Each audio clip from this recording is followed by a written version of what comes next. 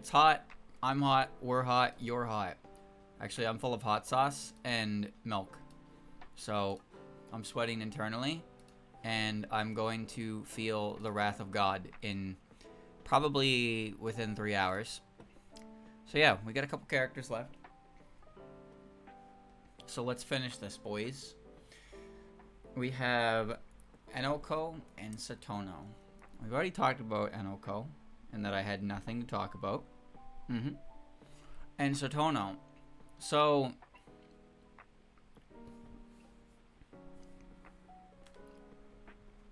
what?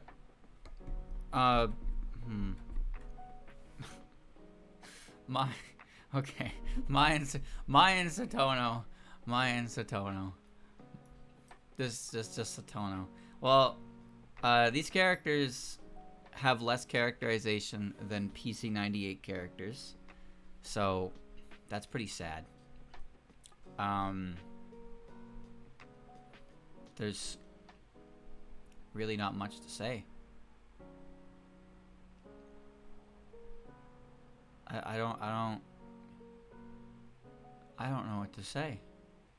What can you say? What is there to say about these characters that hasn't already be said, right? Huh?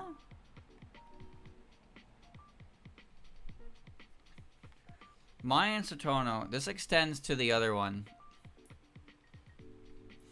This extends to the other one, I suppose. But honestly, if these characters are anywhere on your higher echelon of Touhou characters, that's it's not true.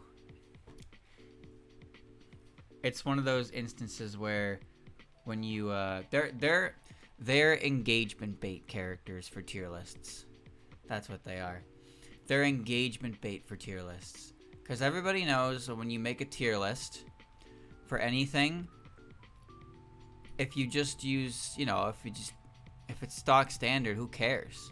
But if you put some weird ones on there, it causes engagement. And Maya and Satono are two characters that you put them high enough on the list, and they are guaranteed engagement. That's it. Their whole purpose of existing. It's funny because I can give you an example in like Smash Bros. How there were oftentimes when top players make their tier lists, because of course they do. They have nothing else going on. But they'll always, they'll put the ones you'd expect, right? The characters that people assume are the best and people say are the worst, and then a bunch of whoever middlemen at the bottom that nobody gives a shit about. But then they'll have like 2 or 3 characters that aren't really that great, and they'll put them in actually they're pretty good tier. And you know why? Because it gets engagement. That's how it works. If your tier list is just really boring and very safe, then nobody cares. But if you have a weird character up there and it's like, oh well, what's that? What's going on there? Explain that one. And it's like, yes, you've fallen into my trap. So now I can explain this. But that's what Maya and Satono are. Because quite frankly, there's not enough character to Maya and Satono to actually have an opinion on them. So if you have a high opinion on them, it's bait. It's a trap. It's a ruse. It's a blunder. Don't fall for it. If you ever see these characters above 30th place for whatever reason, it's bait. It is demanding you engage with it. Don't do it. It's not even angry reacting, because it's not really like a character you get angry about. It's just, if I show you my tier list and you look at the characters I like, it's pretty standard. There's not a lot there that you look at and be like, what the hell? That's so weird. That's a random character. Nope, got nothing like that. My characters are all very safe and understandable and explainable. Maya and Satono? No. No. There's no explanation possible. Engagement farming. Alright. Oh, well, actually, as it happens, these are I didn't do either of these two. Sunny, I've talked about before. I said Sunny was a better Chirno. A better written Chirno. Star and Luna. So Star's kind of a funny one because Star doesn't feel like a fairy to me half of the time. I think that she's good in her role.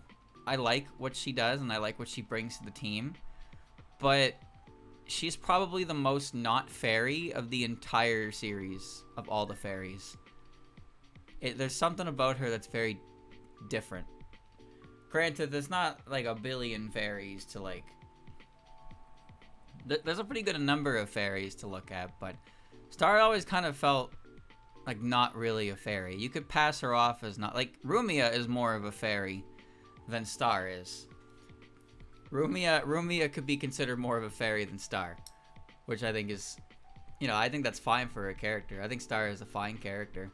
I enjoy her antics, but yeah, she's not really a fairy in a lot of ways. What do you mean by that? I mean that fairies are like simpletons. They're pretty simple in nature, but Star always feels like she's scheming, you know? She's not so much a prankster as she is like a threat to society, you know? Because the fairies pranks are like, huh, let's go tie that guy's shoes together so when he gets up to walk he'll trip, haha. And Star's like, haha, let's put explosives in his mailbox, haha. Isn't that really funny? And it's like, Star, that's... I don't know if that's really funny. That's kind of dangerous, don't you think? But she also has moments where she doesn't help, but she pretends to help as well. Those couple moments where Sunny and Luna are kind of like putting their back into physical labor, and Star is just kind of behind them with a big smile on her face, not helping, but they can't see her, right? They can't see her, so they just kind of assume that she's helping. They're like, "Are you helping, Star?" And she's like, "Yep, sure am," but they can't verify it, so she gets away with not doing work a lot.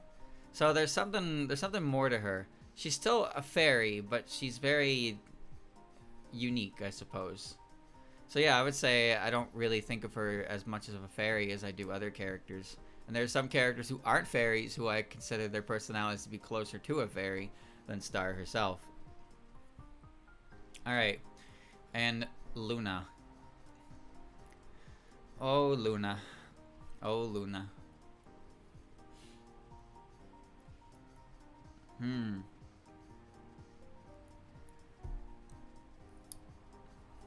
Luna's the most popular fairy, right?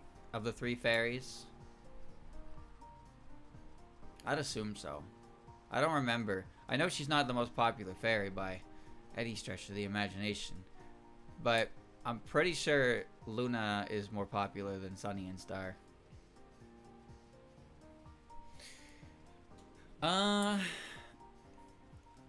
Luna-based opinion.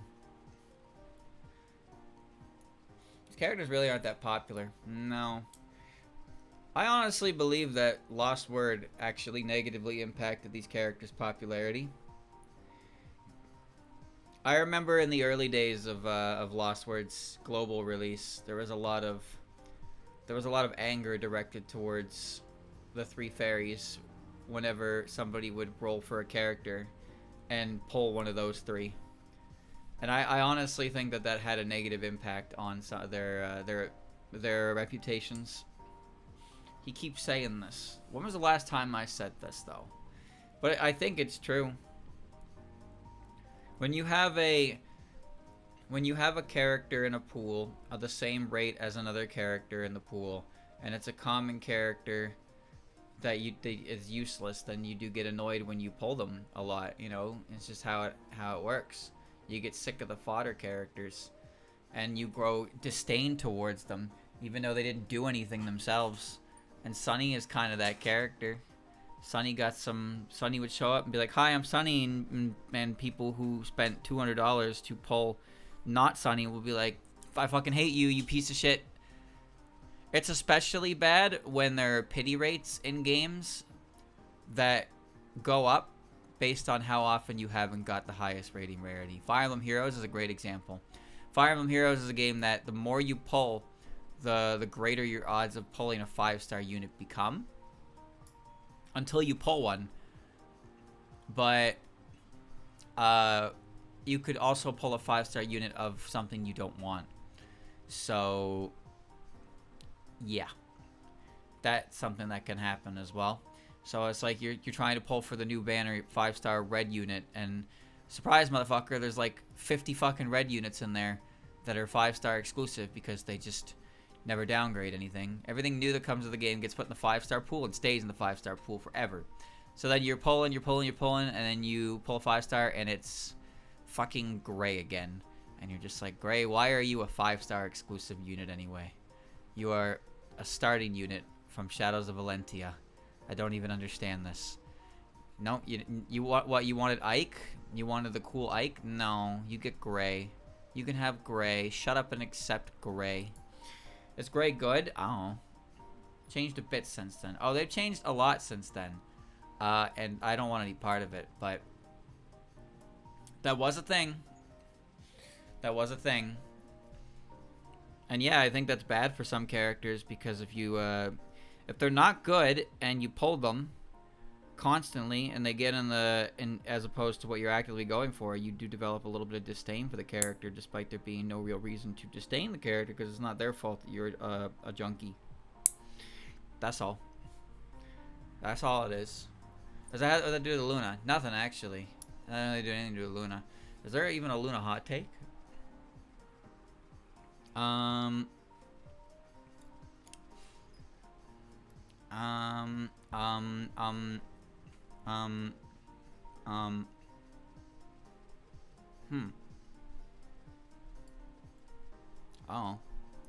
What could there be? Could there even be a Luna hot take?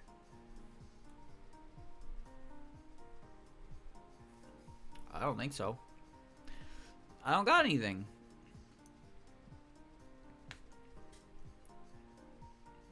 I don't got anything. You know what? Actually, I don't even think it's a hot take. I think it's just the truth. I think the reason why Luna is the most popular of these three fairies is because she's the quiet one. That's pretty much what it is. That's what it is. It's not so much her design as it is just that she is the quiet one. It's true. It's true.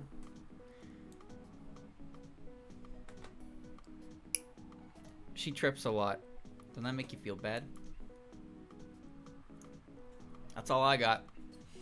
That's all I got, Roger. That's all I got. Maybe you got a hotter opinion than me. Stay tuned for yours. Gotokuji Mike and Evil Eye Dogma. Alright, I did Mike. Didn't do Evil Eyes. Yuga Magan.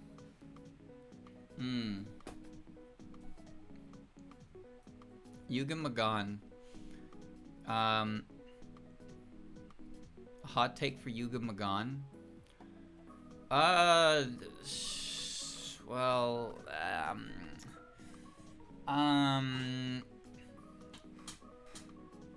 I guess he's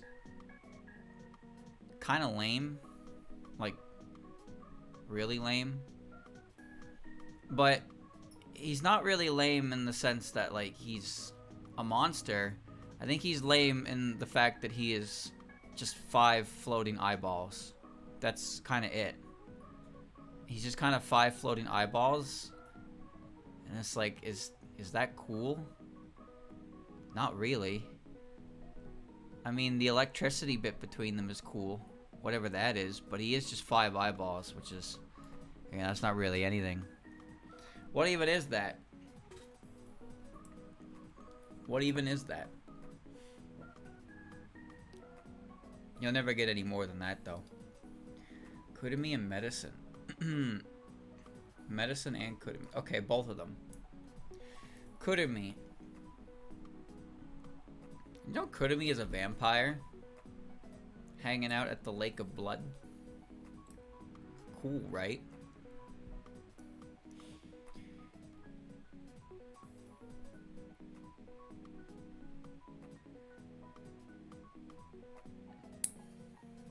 Well, okay, this isn't really a hot take, but Kurumi looks a lot more like a vampire than the other vampires do. Flandre only looks like a vampire in the fact that she's blonde. Remy doesn't look like a vampire. Kurumi looks more like a vampire. And it's probably just because her outfit is very, it looks very traditionally Western. And she has long blonde hair. So she looks a lot more like a vampire than Remy and Flan do. Can she turn to a bat? No, but she has wings. She hangs out at the Lake of Blood. It's a powerful name. Remy wishes she had a good naming sense like that. Is there anything else about her? No, not really. She's another blonde character. There's a lot of those. There's a surprising number of Western style characters in PC98, huh? Like, there's a lot of blonde characters from that era, and they tend to have Western themes to them. Alice, Kurumi here, Yumeko, Mugetsu. I had another one. I did have another one there. Kana, Ellen. Like a lot of the blonde characters in PC98 are a lot more. Then again, honestly, how many fucking characters in PC98 are rooted in Japanese? Like Reimu? Reimu, I guess, right? Reimu's a Tri-Maiden. Mima's a vengeful spirit. But like, how many characters in PC98 are like inherently based on Japanese mythos? Seems like I feel like a lot more of them are based on Western. Never really thought about this. I guess you made me in Chiari, but they're just people. They're literally just people. There's not really there. They're Japanese people. They got full names. Why does Wakako have a full name? Why does Kana have a full name? That's so random. Medicine Melancholy.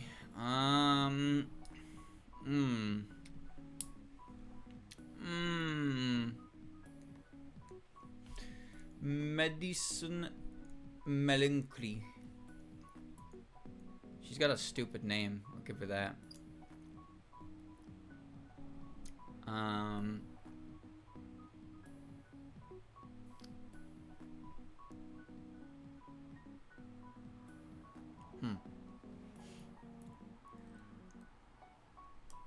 actually wonder.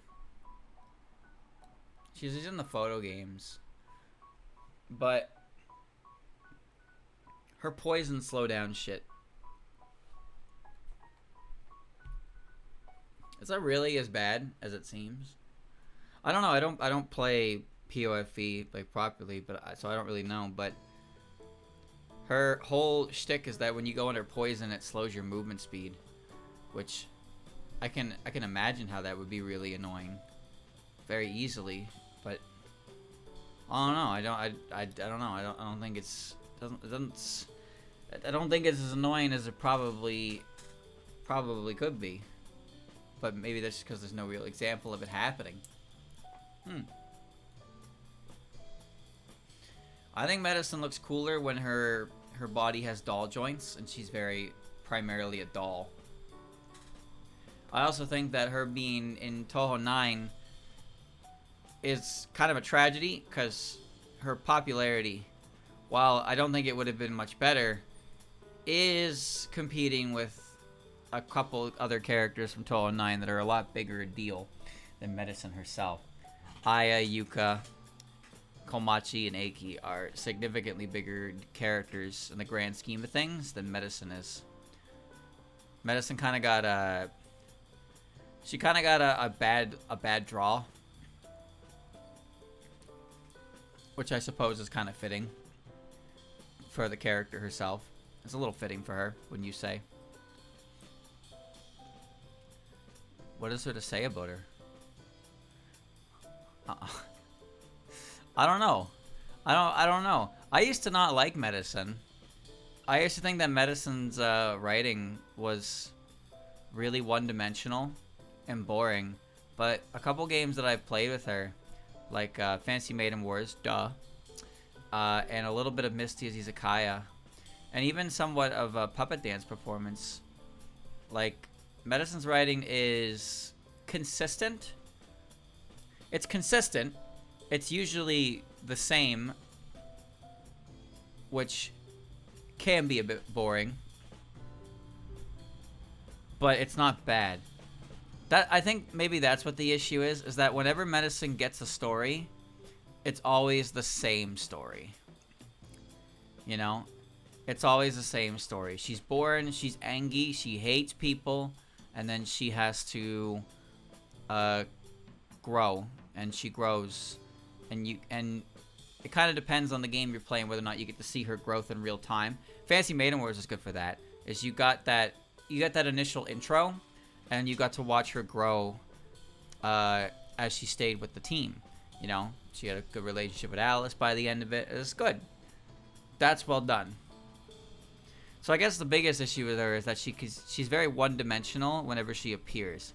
It always feels like medicine never really appears with the idea that Touhou 9 already happened, and it's more like the conclusion of Touhou 9 has to be her entire story related to the game that she appears in. That's all. That's all. Not necessarily bad, but I guess it's hard to deviate from the formula for her. I think that she just had a hard time competing popularity-wise with other characters from Touhou 9. But also, as I've learned, there are some people who are very passionate about this character. There are some people who are very passionate about this character, and I've seen that in the comment section at least twice. But you know, I've seen it with multiple characters, but medicine is a weird one. Medicine is one I never expected to see. I don't remember what it was. I think it was the popularity poll voting stream I did, where viewers submitted their popularity poll votes, and someone put medicine on there and explained why they like medicine, and then there was a comment that was just like, "This guy is the fakest fucking medicine fan I had ever seen." This guy was angry. This guy was mad. He wasn't mad at me. Let's get that straight. I didn't say anything. He was mad at this. He was mad at the other guy who wrote about why he liked medicine. And it's like, no, that's all you fake ass fan. He went in on him. I don't even remember what the fuck the comment was, but I should note that I did mention that comment after that stream, and I haven't seen that guy comment since. So probably didn't like that, or who knows. But yeah, bro just went in. He wrote a whole paragraph. He was mad. He was mad. And there was another one for sure who got kind of pissy about that too. A different thing. But it was more so, I don't know, man. It's like, you remember back in like the old days of the internet? You remember back in the old days of the internet? And obviously it's still around nowadays, but it really used to be that if you spelt a word wrong, or if you said something slightly off, then someone would be on your ass, and they would to correct you. And you know, we called them grammar Nazis, because they would like the entire point of whatever you're saying would completely fall on deaf ears because you missed a key on your keyboard, or you didn't comma in the right spot. Minor spelling mistake. I win. So that was a thing that was so commonplace that they made a term for it. They made a term for it, right? And medicine is a character that I've seen this happen, where I got the name of the hill wrong. Hill of the Nameless. I called it Nameless Hill. It was Hill of the Nameless. But does that really matter? Well, it did to this guy. It really did to this guy. He was not nice. He was kind of mean about it. He wasn't just like, it's actually called, he's like, this fucking guy. Like, he keeps saying this. He has no idea about anything. It's like, oh, okay. Sorry, I didn't know that the hill that is known for having no name actually had a proper way to describe that it had no name. Oops. My bad. We're arguing the name of a nameless location. Can you believe this shit? This is real. This is real. This is real. This happened. I swear on me mum. But yeah, Medicine is an impressive character to see this happen with. And I dare say this is probably the case for like every character to an extent. But I thought it was really funny that once is a coincidence, twice is a pattern. You know, I got hit by 2 comments of Medicine's greatest defenders. It's like Medicine? Damn. Medicine, people are going to bat for old Medicine here. Does she deserve it? No.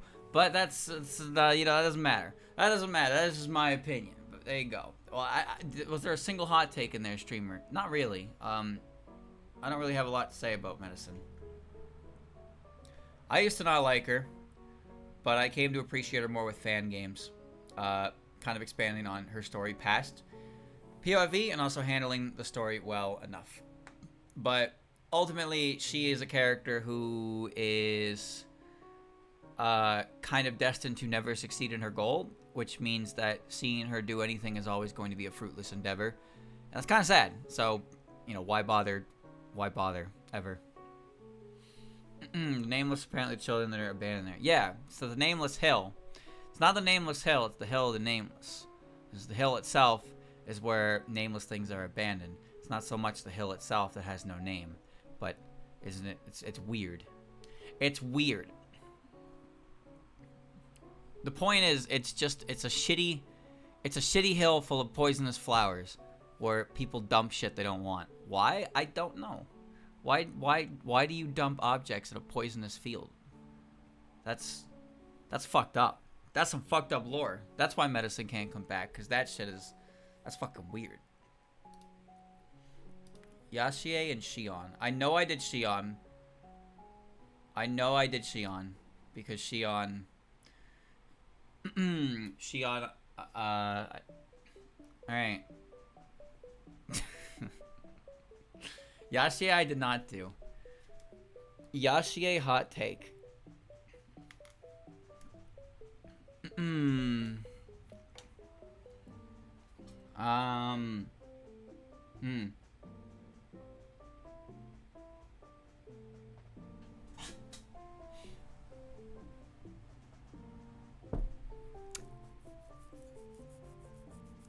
Well, hot take or not, my opinion on Yashie is that her writing in Touhou 19 saved the character from being a really generic and all-around boring character, which is impressive because usually I give his own shit for his writing for characters. It's no secret. My opinion of Touhou characters is that the better characters are the ones that have endearing aspects to them that make them feel more human than just them being strong. Touhou 17 presented Yashie in a way that made her seem not so much formidable as completely unchallengeable. And then 19 just kind of took the piss out of her, which I thought made her significantly more entertaining. So, yeah. You remember, I think it's funny, because fucking Touhou 17, like I just said, it presented her as a very... Like, she knew what she was doing. She had to handle the situation. Everything went according to her plans. And then Shinra Bansho made Charismatic Purgatory Goddess.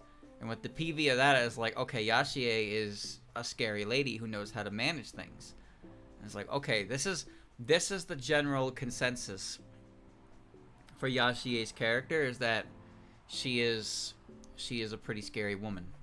And then 19 was like, actually, she's kind of a cornball. In fact, they're all cornballs. And that's what made her interesting. Because she puts on a good air, but then her subordinates are all the lazy otters. And then it turns out that she herself can get easily flustered or miscalculate. Or also fall into a spiral of depression because her plans failed. That's the funny one. That's my favorite one. Is that in B10's story, when Yashie realizes she was being played the whole time, she kind of falls into a state of sulky depression, and B10 decides to stay with the family because she felt bad for Yashie in that moment. On also laughs at her, and Yashie is like, So, you know, I think all the aspects of 19 were very good for the Animal Realms leaders because it turned them into Touhou characters. It made them proper Touhou characters, not just the relatively generic character who shows up and has complete control and cannot be shaken up in any real capacity. There's a few characters like that in Touhou. Lunarians are usually the main ones that I think of. They're kind of unshakable in annoying factors. You'd say Yukari, but I think because of Yukari's longevity and fandom interpretations, even though Yukari herself isn't really ever presented as being like super vulnerable in a lot of places, people kind of just are the fandom has kind of painted her. So for newer characters where they don't have that much level of fandom highlighting what endearing traits or even exaggerating them, you kind of have to get what you can from Zun. And so if Zun doesn't have it in the game, then the character kind of falls by the wayside as an uninteresting character. But Yashie is a good example of extended writing in the next game, making the character a lot more like a Touhou character, in my opinion. Fanon does all kinds of things with Yukari, but the thing is, Fanon has taken pretty much every character before Touhou 14 and has made a comedic spin on the character. Every single character, even the most serious ones, have comedic versions because people like making gag manga, stuff like that, right? And Yukari is easily the most serious character. Probably the most serious character of prior to like 10 Desires, but she's also a massive gag character in a lot of times because I guess it just works the economy of it. Yuka's also kind of like that, but not really. Yuka's kind of a special case. But the thing is, if you were to make Yukari a character now, like in Touhou 19, she would probably be kind of boring. She would be a very important and powerful character, and she would never have, nobody would ever be able to, like, poke at her. The fighting games get to poke at her a little bit, because they yell at her for just inviting herself. But for the most part, I think it's just because of her age. She's like 22 years old in the series. There's been so much done with her that even though in canon, the majority of her canon appearances, she's no nonsense. And maybe a little, like, you know, cryptic, but never a goofball. But the fandom has so many interpretations of goofball Yukari that now when people see Yukari, they don't necessarily think she's a goofball, but like they see the whole painted picture of her in their mind. And they see they can see the silly aspects that are being downplayed for the sake of a serious scenario. Which, to be fair, you can do that with any character, but it's more about working with established things that you have seen for that kind of perception than making it up all on your own, right? So, like, newer characters, if you can kind of make up your own, shit for them, sure, but there's not a lot of hints towards it from canon or a lot of solidified fandom interpretations of it due to their lack of popularity or recency. Hard to say. It's hard to say. But the point here is not so much a discussion on what makes a character interesting, because that's subjective. For me and for Touhou, characters are interesting when they have all these magical superpowers that are bullshit power scaling wise. But it doesn't matter because they're all just goofballs. And for newer characters, I find the goofball aspect is not as strong, or the aspect in question that is supposed to be their goofball trait isn't really that interesting, so character can fall flat for me. Yashie, I never had a problem with Yashie in 17. I didn't. I kind of liked her because the idea of her being, like, such a directly antagonistic character was unique. She wasn't antagonistic for the sake of being antagonistic like Seija is. And she wasn't antagonistic like Seija in how she just conducts herself for her own selfish whims, but she's like an organized crime boss, animal yakuza, animal mafia. Like, so this is an easier interpretation to assume an antagonist role to. But then 19 came along, and it's like, actually, you know, she's a goofball. She runs her shit, but she's not necessarily a bad guy in the sense of like antagonist to the ideals of the series. She's just doing what she believes should be done in her very special section of hell, literally her little corner of hell. Not even little, mind you, but her corner of hell. But she still has her faults as a character that makes her goofy. I like that. So Lunar Capital so divisive. Well, so the Lunar Capital, generally speaking, doesn't have a lot of characters we see, but we hear about their attitudes. We have the deserters, which are Kaguya, who's goofy. And we have Eren, who is never portrayed as goofy in canon, ever. She's pretty boring. She's always right.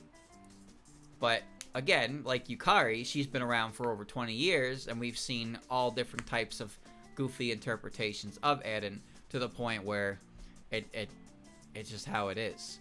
For the Lunar Capital itself, we have Reisen, who's just a bunny, so, you know, just a moon rabbit.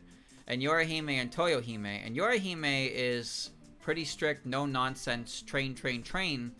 But her endearing character trait, I suppose, is that she gets flustered easily. And she can't, like, handle a conversation with her sister. But then her sister, on the other hand, is the exact opposite, where she's extremely carefree.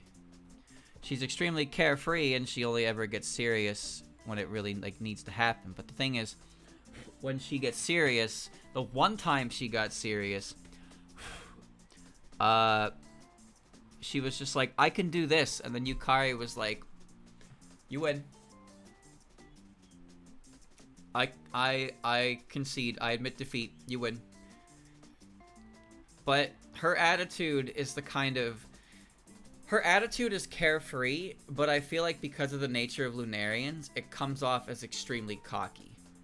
Which could probably play into why her popularity is not as high as it could be. Yorihime is definitely cocky, for sure. But Toyohime's carefree attitude is the kind of carefree attitude that a character can take when they just kind of assume that they'll always win. And that's kind of how Toyohime conducts herself. Is she seems to have absolutely no fear that whatever she is about planning to do is going to result in her loss. So that's why she can afford to act like a goofball, because she's so talented. And that kind of character, I think, can kind of piss people off, because it turns carefreeness, the carefree nature of a character, into just blatant overconfidence that will be justified by the series because it has to be. I don't think overpowered characters are very interesting to begin with, so I already have a negative bias towards overpowered characters. Some people like overpowered characters for the sake of them being overpowered, in which case the Lunarians are characters that those people would really like. But, yeah, as far as I'm concerned, the only real overpowered character I've ever thought was, like, very well written was Mob from Mob Psycho.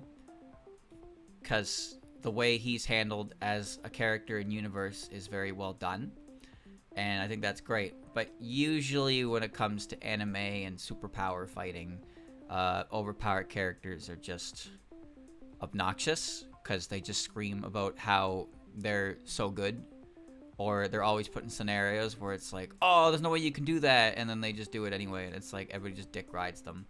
But overconfidence is a natural trait for villains who have to be defeated. So it's a lot worse when your overpowered character is a hero. Well, not even. No, I take that back. It's worse when your overpowered character is an antagonist who can't be defeated, because they're not a true antagonist. They're not, I don't know what to describe them as, But Yorihime isn't, like, Yorihime and Toyohime, they're not antagonists, necessarily. They're obviously a conflicting force to the protagonist team, but they're not necessarily antagonists, right? It's not like fucking JoJo's with, obviously, Dio, right? Dio is very strong. He's got the ability to stop time. It's crazy powerful. He's overconfident, and he's very strong. He's OP as shit. He's a vampire, and he stole John, you know, all this bullshit. But he's the bad guy who will be defeated at the end because he is the direct antagonist. Dio's not gonna, like, magically win, but the Lunarians won't lose because it's not like if Reimu loses, then her home is destroyed, you know? The stakes aren't like that. So they're overpowered, they're not the good guys, quote unquote. Well, I think it's that the weaknesses of the Lunarians are kind of poor. Oh, hold on. Let me give you this, because this is something that I read before, and I think this part right here kind of bothers me. Hold on. Where is it? It's Eren describes the abilities of the Watatskis. So we have it here, and I know this is the wiki, but this is from Cage and Lunatic Runegate. It's over here. You can't see it because of the way I have it cropped, but easily absorbs knowledge. Eren claimed that Yorihime can learn anything in an instant. This ability was displayed when she managed to learn the spell card rules and defeat Sakuya, Marissa, Ramilia, and Reimu in succession at a frightening speed. So that right there, Eren says that she can learn anything in an instant. So she has no idea what this fighting style is. She also displays this when Sakuya does her time stop and she immediately figures out how to defeat it, right? So she's just really fucking smart like that. Why? Because Eren said so. Alright? And Toyohime's is the one that gets me. Because Toyohime's abilities, right here. According to Eren, Toyohime's good luck is so great that she's never had to face any trouble in her life. Like, oh my god. That's her ability. Her ability is that she's never had to deal with any great trouble in her life. Can you believe this? There's also, I don't see it exactly in here, but there's also a mention, Eren also mentions in the same chapter that she explained the concept of, like, the reason why Toyohime is capable of, like, essentially, like, jumping through space with her fan is because Eren explained the concept of something. I don't remember what it was, but she explained the concept of it, and Toyohime was like, I understand, and then she could just do that, and then that's why she can connect the sea to the mountains. That's why she can completely change the distance from her to where she wants to be and go anywhere. Because Eren was like, this is how it works, and Toyohime was like, got it, and then she just figured it out. So these are aspects to a character that are laughably overpowered to a degree where it just makes you scratch your head as to why these are even written for their character. But at the same time, why is that interesting? Why? It's not so much the ability itself that isn't interesting, it's the fact that the explanation behind her being able to do it is that she just figured out how to do it instantly. What if a character trains towards something, it's interesting. Even if it's the conclusion is obvious, it doesn't matter because we want to see the character actually go through the ordeal to learn how to do something, to go through the hardship. Yorihime and Toyohime have no perceivable hardship for their techniques because, according to Eren, Yorihime can learn anything instantly, so she never has to, like, study or practice or anything. She just knows how to do it right away. There's no work involved on her part. And Toyohime, who was blessed with so much good fortune she's never faced trouble in her life, also just understood the principles of the universe to be able to fucking warp jump. And it's like, I'm just supposed to be like, wow, that's so cool. I guess I am. I guess I am supposed to expect that to be really cool. But I don't. She didn't work for it. She didn't work for it. Anyway, why the hell am I talking about the Lunarians? I'm supposed to be talking about Yashie. What the fuck was my point for any of this? Well, anyway, TLDR, Yashie is a character. Alright, I was talking about antagonists. No, I was talking about antagonists and their power levels, and that's because the Lunarians are the most antagonistic to Gensokyo in general, but they also kind of stay in their own lane, so that's not really true. But I was talking about how Yashie is kind of like an antagonist, but not really, and it was more highlighted that she is just another character in the universe in 19, as opposed to a real dangerous force that was presented in 17, which, yeah. So that's my opinion. Yashie's character was improved in Touhou 19 to a significant degree. There you go. Alright, chat. I have to pee. I'll be right back. I know I did Sanyo, and I did not do Sumireko.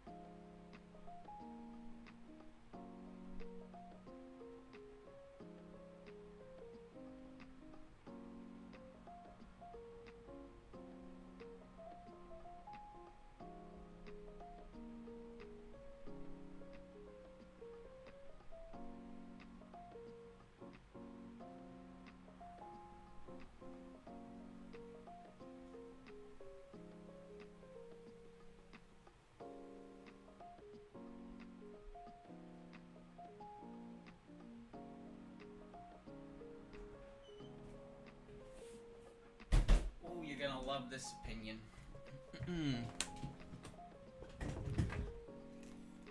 You're gonna love this opinion, boys. My Sumireko hot take is that Sumireko is one of the most necessary characters in the entire series.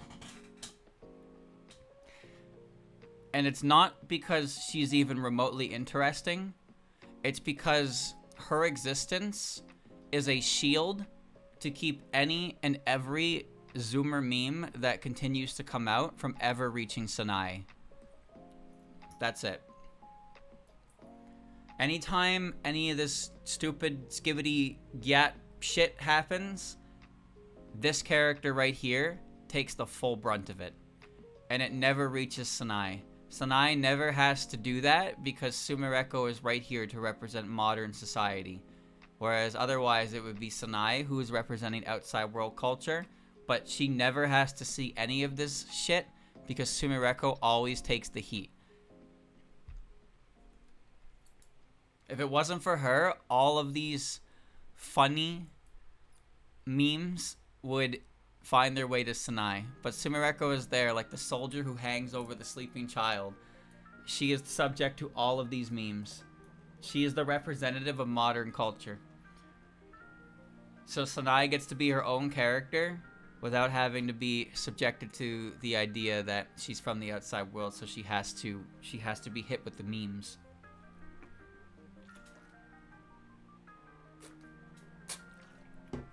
The extent of Sanai's outside world involvement is that she thinks giant robots are cool. And then for Sumireko,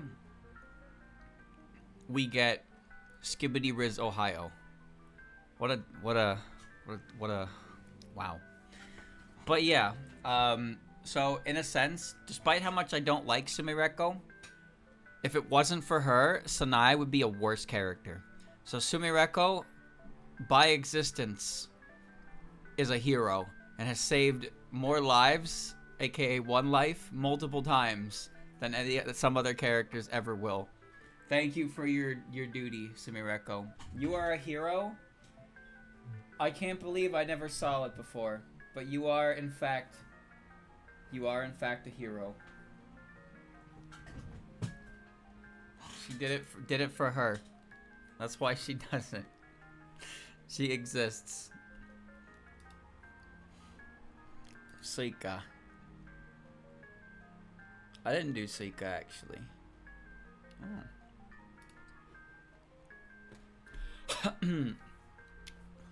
Sika. Okay. Okay, here's something I can say about Sika. So Sika used to be one of my favorite characters. And a part of Sika I really liked was that she's portrayed as a goofball, like a lot, and she's very carefree. But Sika herself is actually very smart. And they're, like, the early fighting games made that clear, is that she is quite intelligent and aware of and wise of her situation. And I felt like fanworks often kind of forgot that she was wise beyond her size and always played up the drunkard aspect, which is fine because she is goofy. And I always thought that it would be nice if more stuff focused on her, the fact that she's a long-lived yokai, less so than she was a booze hound. And after reading Lotus Eaters, I realized that I never actually wanted that, and I retract any and all feelings of that I once had. I got a monkey paw curl there. Man, I wish Sika was taken a little more seriously in different works. And then I read Lotus Eaters, and I was like, you know what? Maybe it's better if she just rocks back and forth and just lounges at the shrine. Maybe that was the ideal character the whole time. Maybe that was the ideal character the whole time. Lotus Eaters didn't do it. Just kind of made Sika not really an interesting character, in my opinion. She has her moments, but for the most part, she's always just kind of like angry. She's just kind of like angry a lot, and she's never really like having fun. Never really seems like she's having fun or having a good time. She always just kind of she's kind of rude. Know your role. Well, it's like back in the early days, Yukari, Yuko, and Sika were like the oldest characters in the series, because Yukari knew Sika. They knew each other. And like, so these three characters, with Sika being more of a goofball, was still a character who is very clearly like aware, you know? She didn't get to where she was by just ignoring everything. But I think Lotus Eaters focused too heavily on her being like sobered up to a degree where she was just kind of like annoying, and she stopped being fun. And that was a shame. I thought that was a massive shame. But there you go. So, yes, Goofy Sika was always the correct way to interpret this character. I'm sorry that I ever thought otherwise. Miyuki and Urumi. Urumi's oh, really? I didn't do these two? Okay. Urumi.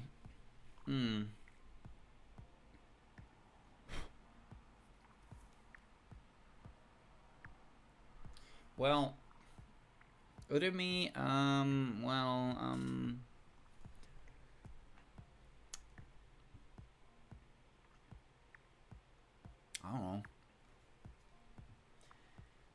don't know.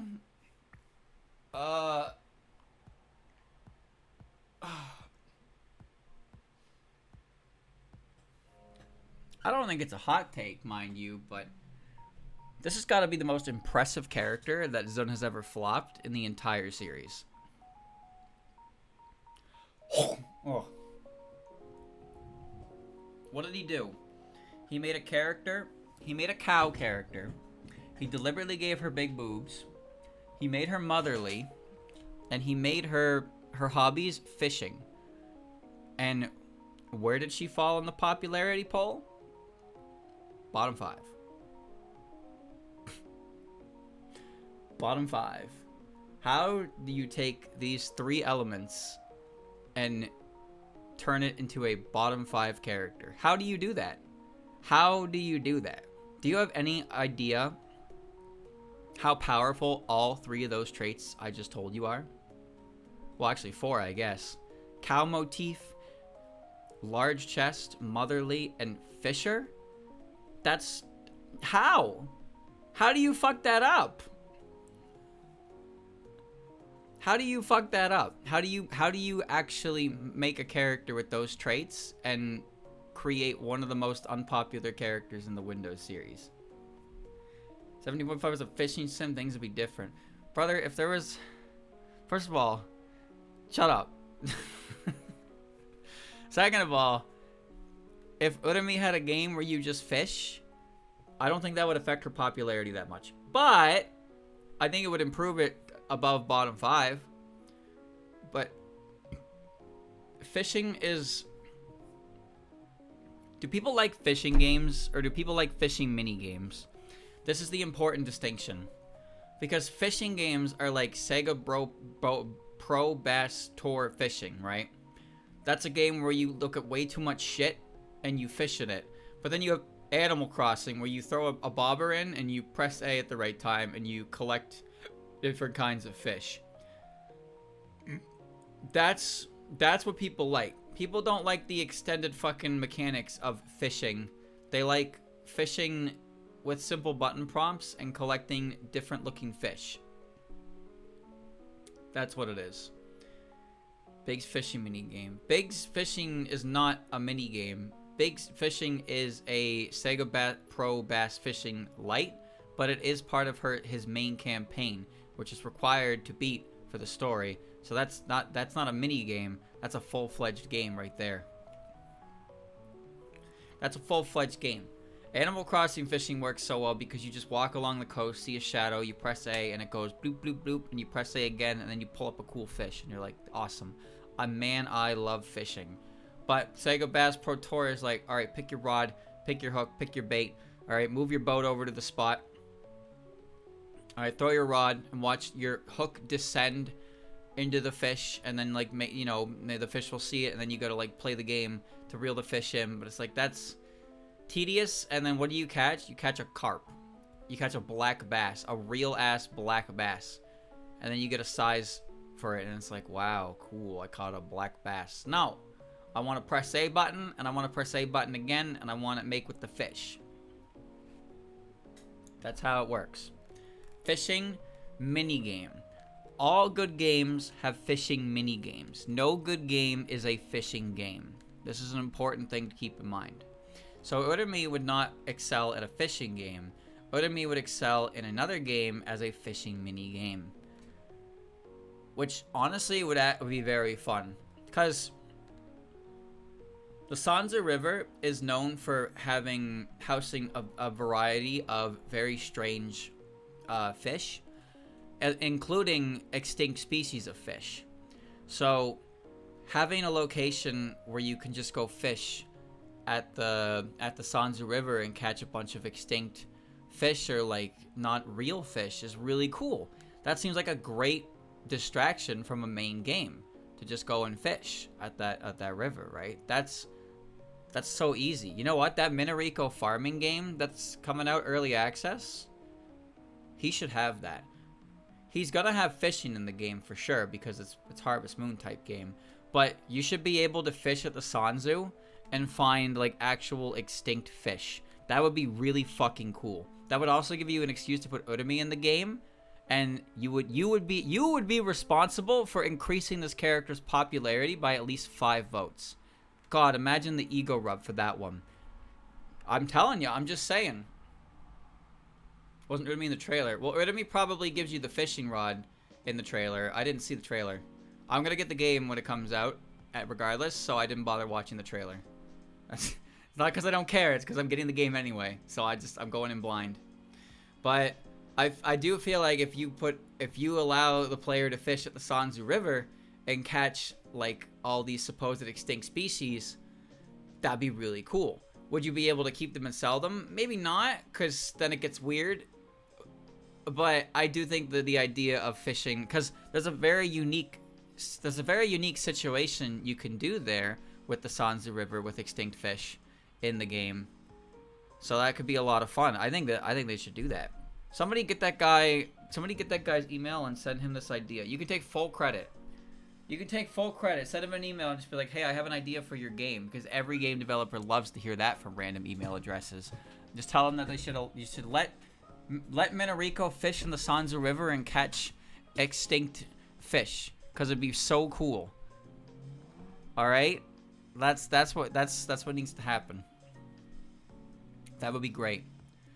So yeah, the point here was that I think Urumi is the most fumbled character that Zun has ever created, and I honestly think the biggest part that kills the character for people is his choice of outfit is awful. Urumi's outfit is so not good that I think that single-handedly keeps the character from a wide variety of popularity. Because when you look at Urumi and you look at her gross outfit, you just be like, well, who cares? Because if I want a cowgirl, I can just draw Kane.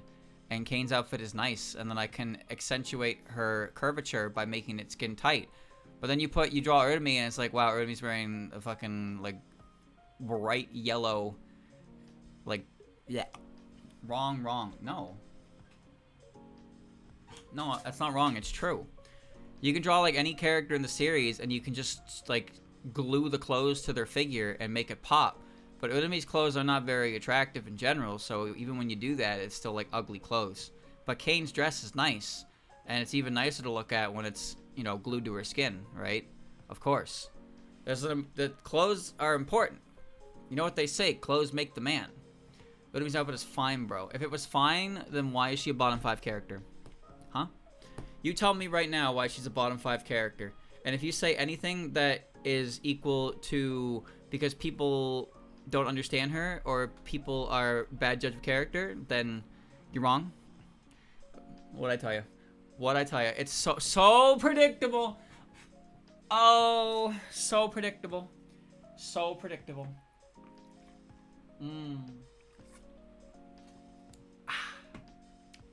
She's late stage 2 in late Touhou. You know what? I was gonna say no, but then Takane is also really low, and I don't think Takane should be that low at all. So you might be onto something with that. If Urumi was a Touhou 7 character, she'd be like top 50%. No, I disagree. Because Letty is a character from Touhou 7, and she's also not top 50%. And her outfit is not that great either. But she's also big like Urumi.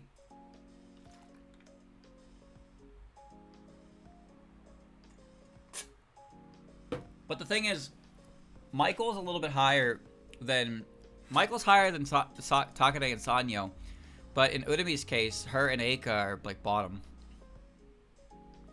No, it's not consistent.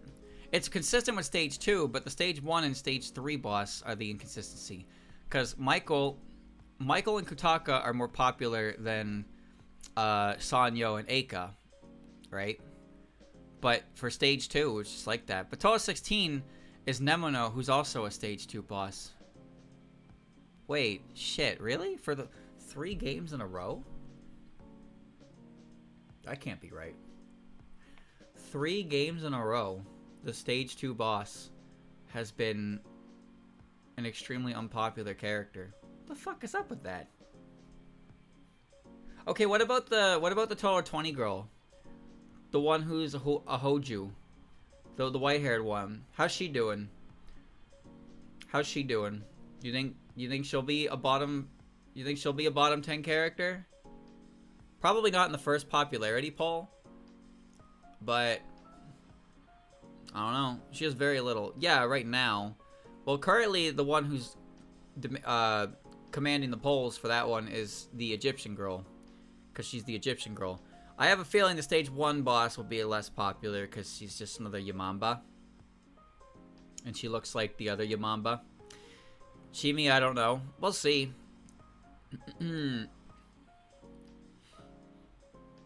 We'll see. Obami, I'm pretty sure Obami is going to find herself very, very low. For no fault of her own. No fault of her own, she's going to find herself very low. I don't know about Shimi. And Nariko will never fall super low, but she's not going to be super, super high. She's definitely carried by the memes, but I think her design is awesome, personally.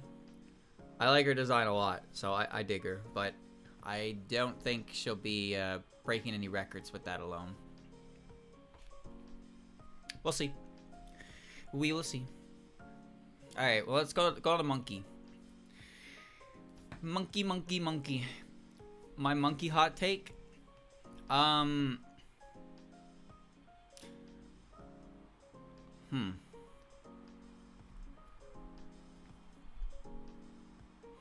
Well, I don't have a problem with B10. I think she's neat. Her popularity is extremely carried by the Goku memes, though.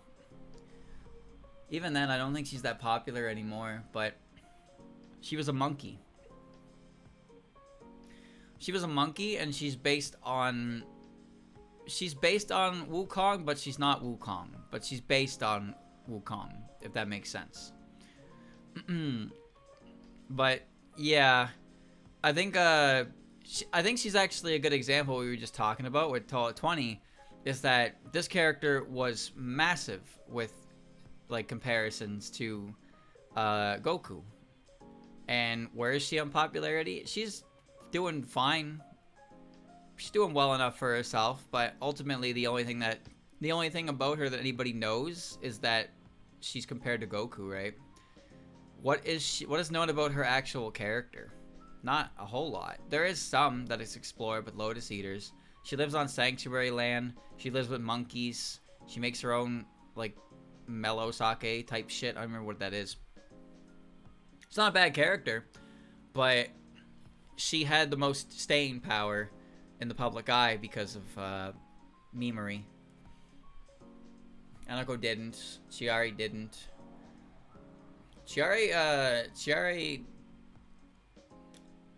I don't know which one of the 5 is the most popular one right now. Kanako, I just feel like didn't have enough staying power on her own.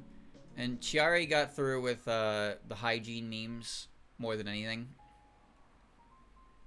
Hygiene memes and people with dubious taste in women. Hisami because she's a freak, and Zamu because she's directly and she directly empowers Hisami's character. So there's that.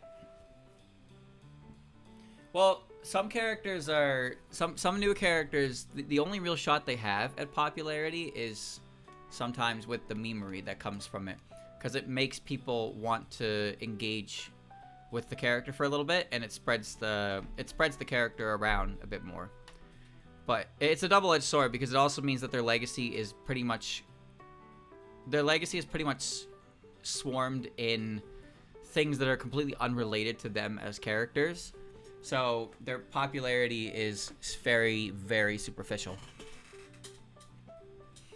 Like, if someone said they liked Biten and their reason was because she's like Goku, it's like, it's a reason to like them, but it's not really a reason that is reflective of the actual character you're saying you like at all. But that's just kind of how it is.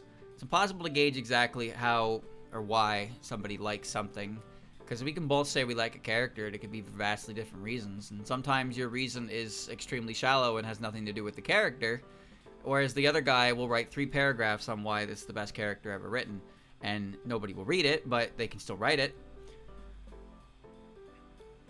B10 is a fine character, though. But yeah, Goku memes are the only thing that gave her some staying power, and I just feel like the majority of people who say they'd like this character, it's probably tied to nothing actually related to the character herself, and just what the memes have kind of done for her. I like that she throws french fries. Oh, I think her outfit is awful too, but you know, that's besides the point. She's dressed like a Yamamba, and I think they dress terribly. Rinosuke and Gengetsu. I didn't do Gengetsu. And I did do Renosuke. Alright, my hot take of Gengetsu is that this character is one of the most not characters in the entire series.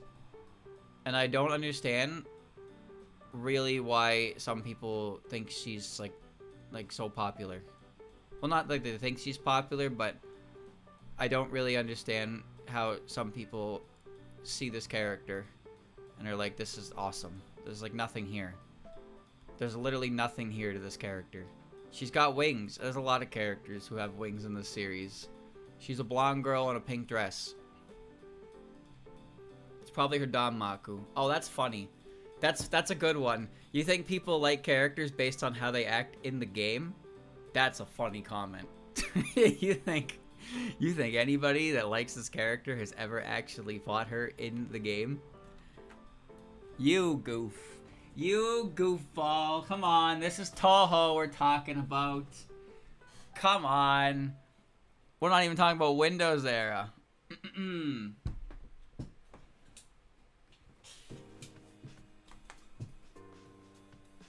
Gengetsu and Mugetsu have like 5 lines of dialogue each. Mugetsu's like, who are you? This is my world. Okay, we fight now. And Gengetsu shows up and is like, oh, you beat Mugetsu. Okay, it's my turn now. And that's it. The extra stage has no point and it's very confusing. The characters have no point and are very like confusing. There's just nothing. They are considering they are extra stage bosses, you think there would be more explanation or anything to them, but they have no real relation to anything. There's only some dubious connections that are not really solidified. Lotus Land's extra stage is very weird. It's very weird. It's very weird. But Gengetsu is one of those characters that every now and again you'll see someone be like, this character is so cool. And it's like, what about them is cool? There's no character here. The only thing that makes her stand out is that she has wings on her back. If you take the wings off of her, she just looks like Alice. They all look like Alice. They're all Alice in cosplay. All of them. But like, her wings don't do anything specific. She just kind of has them. Could there be more to her? I don't know. I don't know at all. Did any of us know? But there's her and her sister. You want to talk about characters who are utterly pointless to the entirety of the series? Her and her sister. Luis is more character than Gengetsu. Unironically true.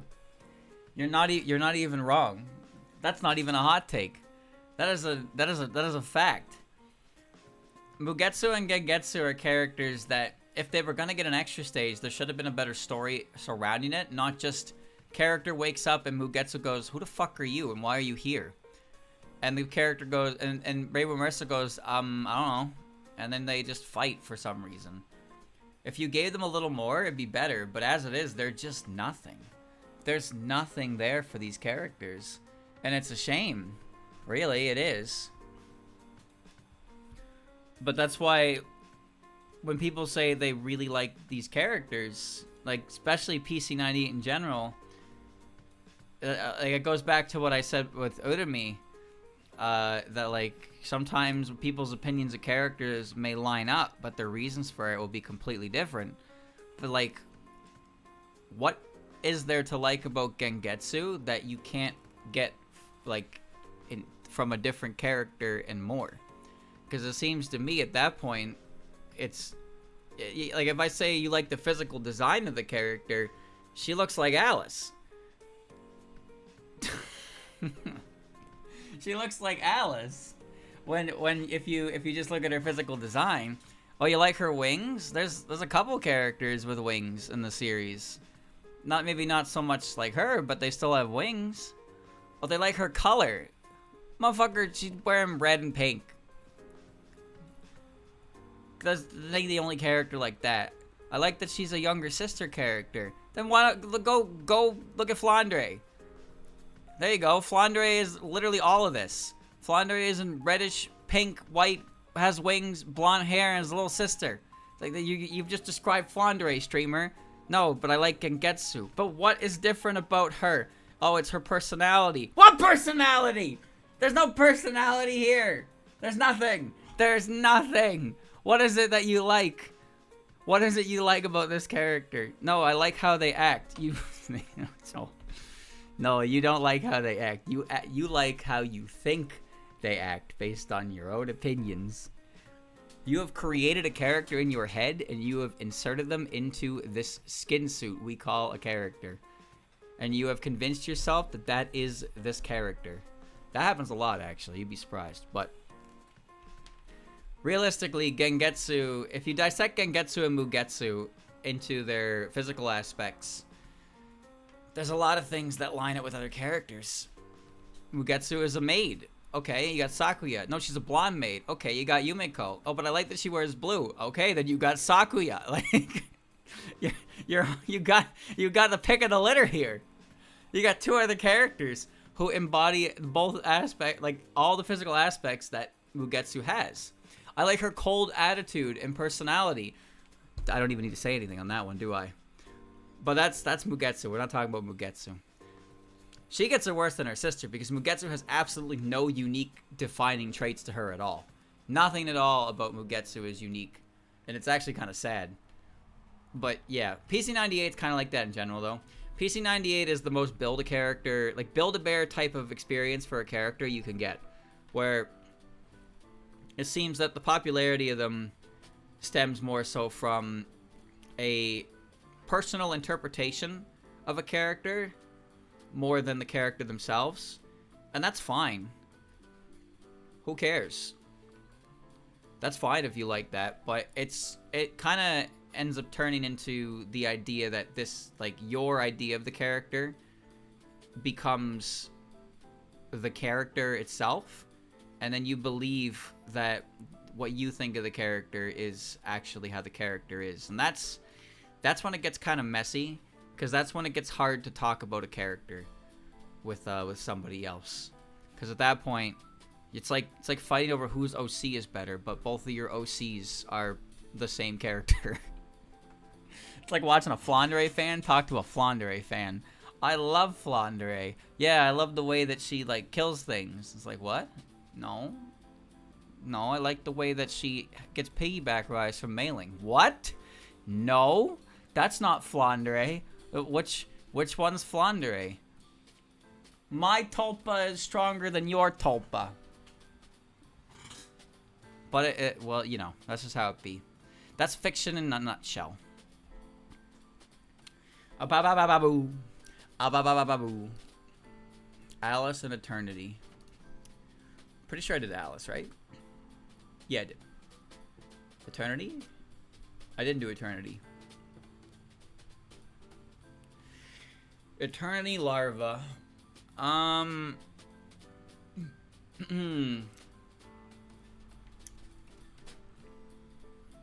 Eternity Larva. Zun should have did something with this character.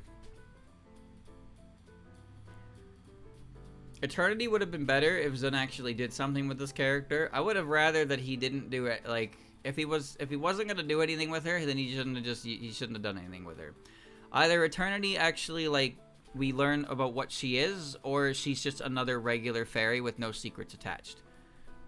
The idea of her having some big, super, like, ooh, maybe she's like a god, seems interesting, but when nothing is done with the premise at all, and it's just not interesting anymore. I think the reason Rumia is interesting is because there's no information.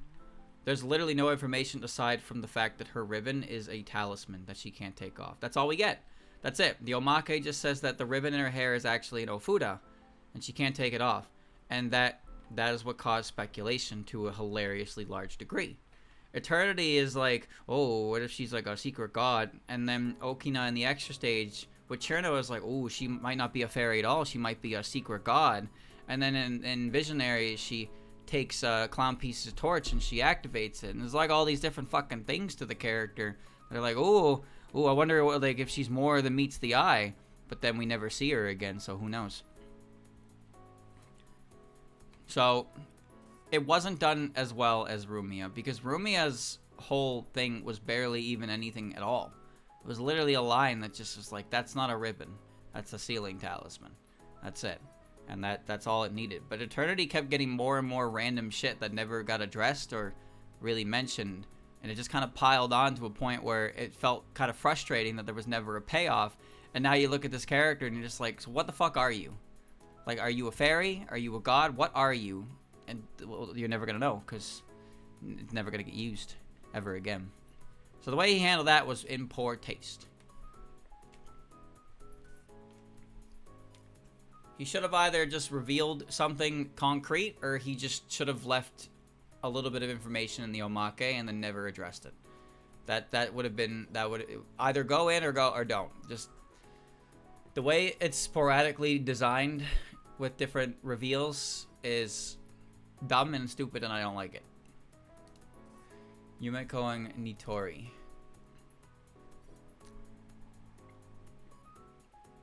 Nitori. Oh, I didn't do Nitori. Okay. Oh, Nitori is actually an easy one. And that would be that the black tank top balloon tits Nitori is probably one of the worst things to ever happen to a character I've ever seen. Holy truth nuke. Someone just drew Nitori with big boobs and put a tank top on, and then that became a popular trend. And it's like, there are plenty of other characters you can do that for. So it was, yeah, it's just kind of an excuse to draw her with huge, massive knockers. And it's like, yeah, that's Nitori, all right. Yep, Nitori with the G cups over there. The tank top itself is fine. I like the idea of the Kappa wearing swimsuits under their gear, but I also like the idea of them basically always wearing the equivalent of mechanic jumpsuits. So they always have like the really loose clothing under it like that. I think that I like that, but the fact that it just turned into actually she's got badoinkers was like, it's just kind of a glorp chip moment where it's like, oh, okay, yep, there you go. It kind of falls under the whole idea I have for characters, is that you can balloon tit any character in the series, even the guys. You can do that. You can balloon tit any character in the series, but you can't deflate them. If a character has big boobs naturally, you can't draw them flat. If a character has small boobs naturally, you can badoinker them. These are unspoken rules of design that we all just kind of accept in our lives.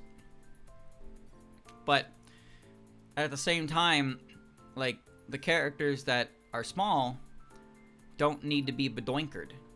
They don't need to be badoinkered. Don't do that. And that's just kind of what the whole trend turned into. It was less about, hey, check out what she wears under her clothes, like her loose clothes under her jumpsuit. It was more, check out Nitori with massive tits, and it's just a glorp chip moment. That's all it was. It was just, okay, there's another one. I remember I saw an image before that was just like, it was Yomu. It was Yomu, and it was Yomu's head on the body of like a 5'11" fucking supermodel figure with like massive boobs and childbearing hips, and I was like, that's not Yomu. Like you can accentuate curvature in characters and make them attractive, but you just took Yomu's head and put it on the body of a completely different fucking human being, and you're telling me that's Yomu? That's not Yomu. That is not Yomu. Seeing shit like that, it's weird. To a degree, I think it's important to respect the character's general body type. You can exaggerate things, but like, Eren is a character who is known to be tall and pretty, and she's what you would expect for that. Imagine doing that to a character like Rumia. Take Rumia and then turn her into sexy Eren. It's like, but you're literally just like taking Rumia's head and putting it on Eren's body at that point. And it's like, this is weird. This is just kind of weird. Like, you can age up a character, but it's not, like, they're not aging the character up. They're not aging the character up. They're taking the Rumia and they're just applying an extremely different body to the character. EX Rumia changes the character to grow her up, elongate the face, long the hair. It makes her look more grown up. But I'm talking about strictly, you take little Rumia and you just put her on the body of a big lady, and it's like, there's your character, and you're telling me that's Rumia. It's not Rumia anymore. So I think it's important to kind of, like, you wouldn't see people drawing Yukari like a fucking like a fairy sized, right? You can draw a small Yukari, but if you take Yukari's head and you put it on like a fairy body, it's like, that's, you know, like, if you're going to do something like that, you need to make it clear that it's a distinction of aging up or aging down a character. But sometimes it really is just taking the character and applying their head to a completely wrong type of body and calling it the character. And it's like, that's not the same character. That's not the same character. It doesn't work that way. What could be worse than one giant paint bubble? Oh, I know, 2 giant paint bubbles. But yeah, there you go. There's my opinion. My opinion is that Nitori fell victim to this trope where they just took Nitori's head and they threw it on a more blown up proportional body, and it wasn't really Nitori anymore, like, at all. But it was a popular trend for a while, and the trend itself wasn't necessarily bad because the idea of the outfit was cool. I thought the outfit could be cool. But really it was just the fucking blow up machine that did it in for me. Misamaru and Kaguya. Well, there's Kaguya and there's Misamaru, so both of them. Okay. Misamaru.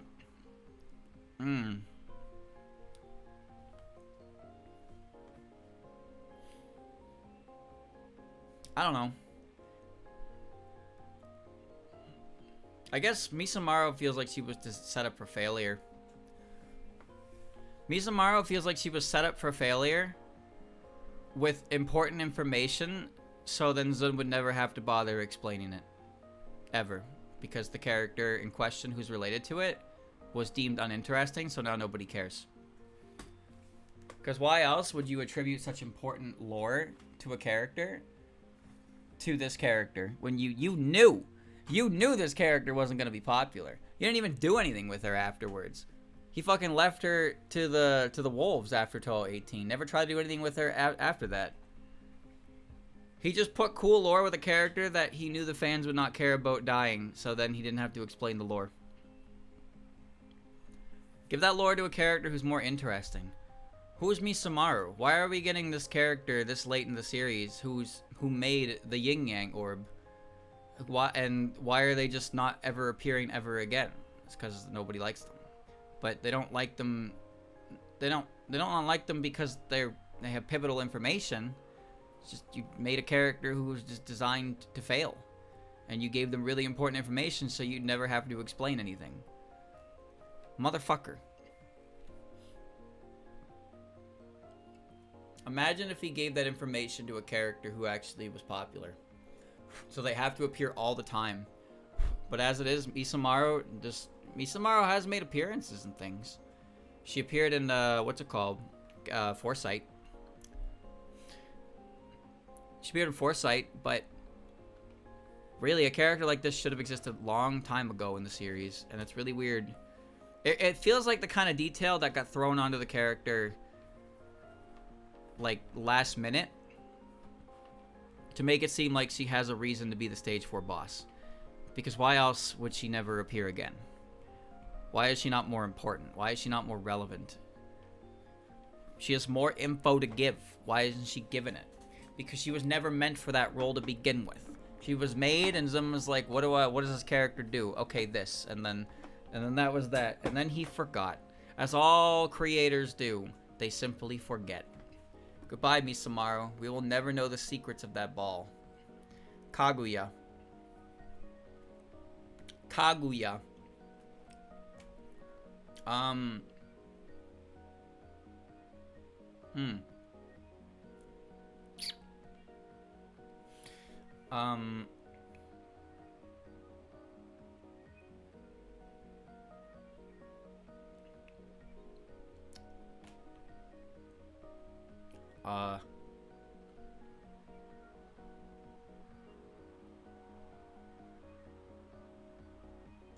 don't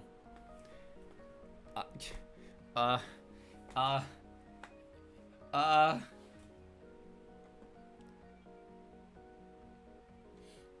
Oh, wait. No, I got it. That's an easy one, actually. Kaguya's only good appearance in canon was in Inaba of Earth, Inaba of the Moon. There you go. There you go. And that's not even, that's dubiously canon as well. So that's not even confirmed 100% canon. That is the best interpretation Kaguya has ever gotten in all of her years as a Touhou character. In quote-unquote official works. Not fan stuff. Official works. You know why? Because on Inaba of the Moon, Inaba of the Earth, she's curious about the world, and she's proactive in doing things and like enjoying her time on Earth. What does she do in canon? Sits indoors all day and talks in riddles with Eren, and that's it. She literally just sits indoors all day and does nothing.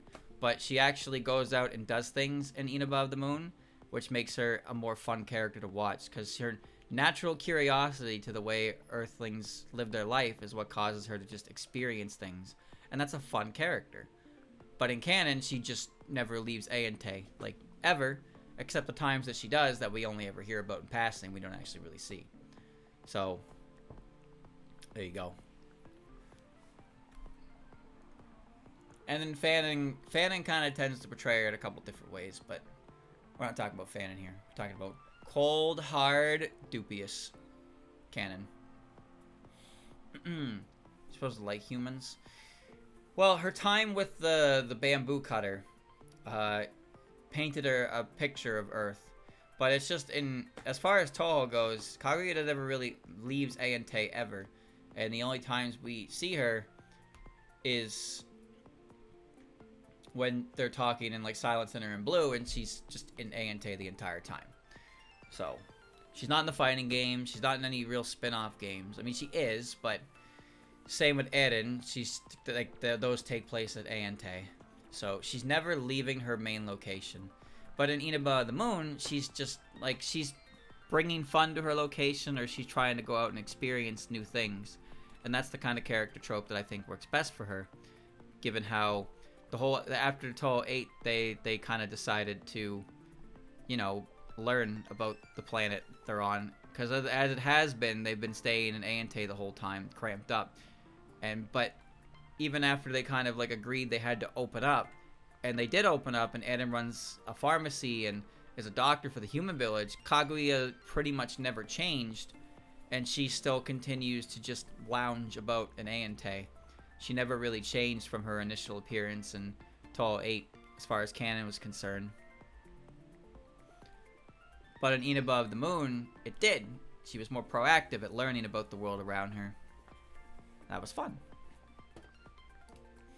Reisen and Shimada. I know I did these two. Did I not do Shimada? I thought I did Shimada. I did Reisen. Yeah. I did Reisen. Rain expected in 1 hour. That's for Washington, by the way. There's not a cloud in the sky over here. So I didn't do Shimada, apparently. But I'm pretty sure I did, because I see, like, I know I've said this at some point, but I think that Shimada's pose completely ruined any chance she had at being a serious character. So, she does have serious powers, and I have seen her powers in display, but her pose, I can't take her seriously because her pose is goofy. So this character to me cannot ever be serious, and that's just how that is. I can never take her seriously because she struck a goofy pose.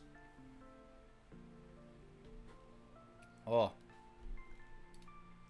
Reisen and Rukoto. Did I do Rukoto? I did. Reisen I didn't do.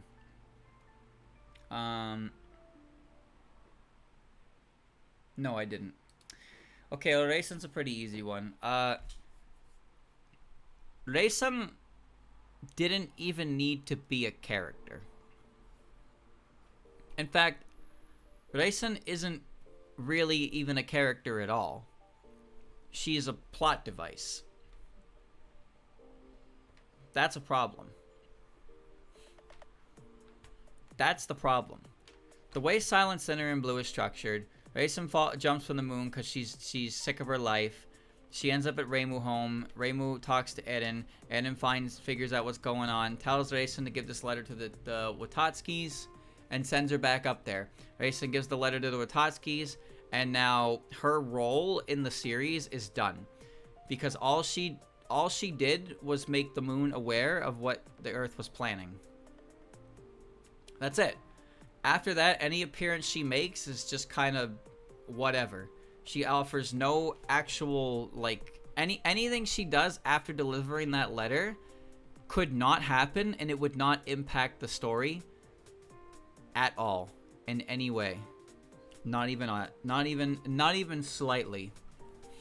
Not even slightly. So my problem is that she gets the whole chain of events running, but then she's completely disregarded. She's completely disregarded as a character at that point, but there's still random chapters that are just like, oh, here you go, Reisen's here, and it's like, oh my god, was she gonna do something? No. She's not gonna do anything. She gets a whole chapter in Runegate, but most of the time, I don't really know what her purpose is. Like, her purpose is essentially to just be, like, a talking point to the Watatskis, but they talk to each other more than her. So her entire character is just kind of a plot device, which is kind of a shame. She is actually the most pointless character in the series, but she did serve a purpose early on. She served an important purpose, but again, that's why she's only a plot device, because that letter was important to the entire plot, but after she delivered that, Reisen could have just not had any screen time. She could have just not had any screen time after that point. That would have been it.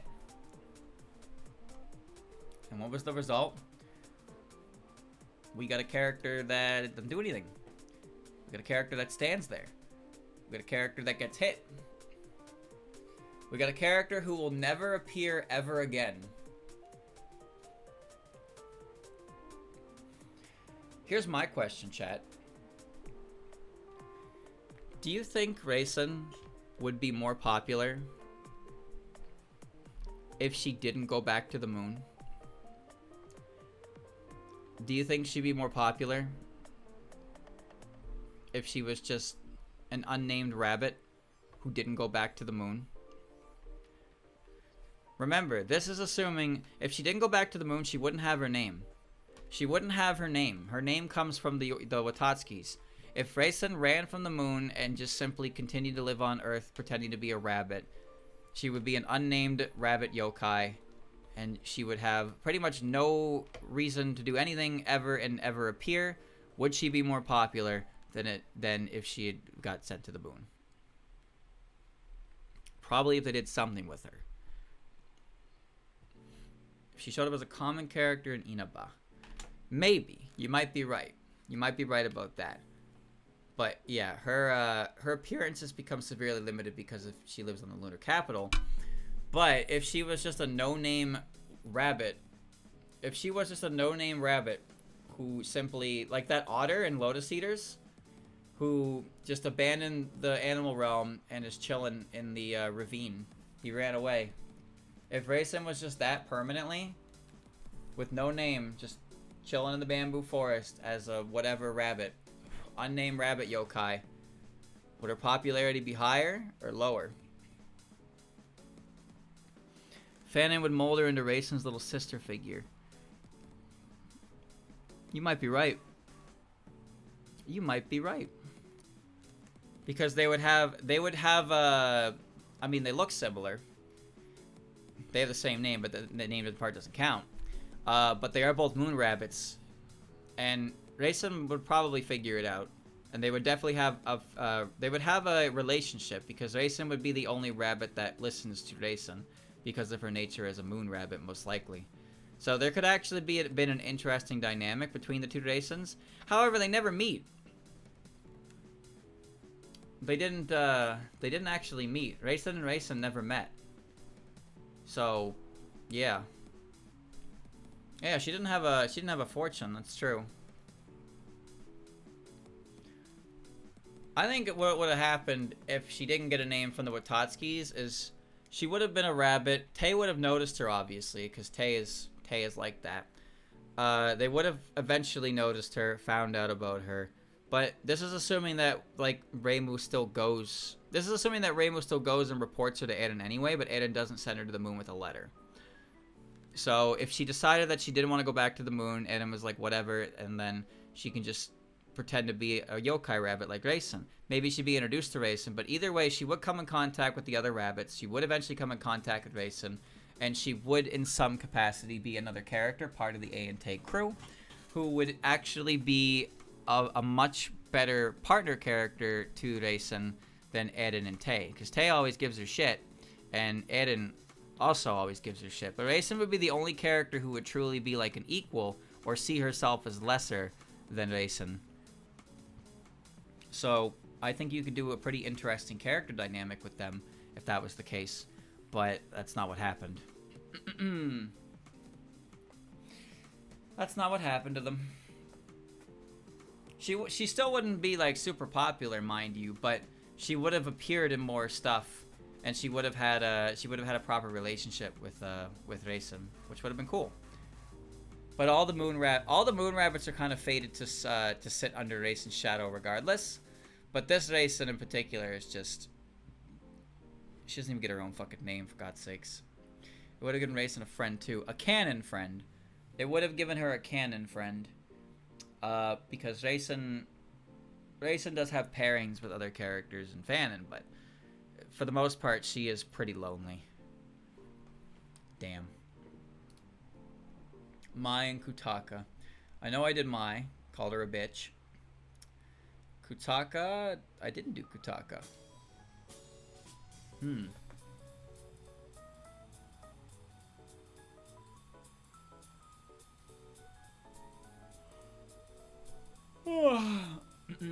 Koutaka and Mystia should be friends. Both of them have a similar idea that they don't like. They don't want the poultry. They don't like poultry. Isn't her ability based on the god that she's based on, though? I mean, I like Koutaka. I have a soft spot for Koutaka. I don't think she's anything outstanding, mind you. And she is a pretty whatever character. She does randomly work for the Enma, though, which is kind of insane. But I don't got a problem with her. I don't got a problem with her. I think she's neat. Is there anything, like, to her character? No. Not really. She's a chicken. She dances. That's about it.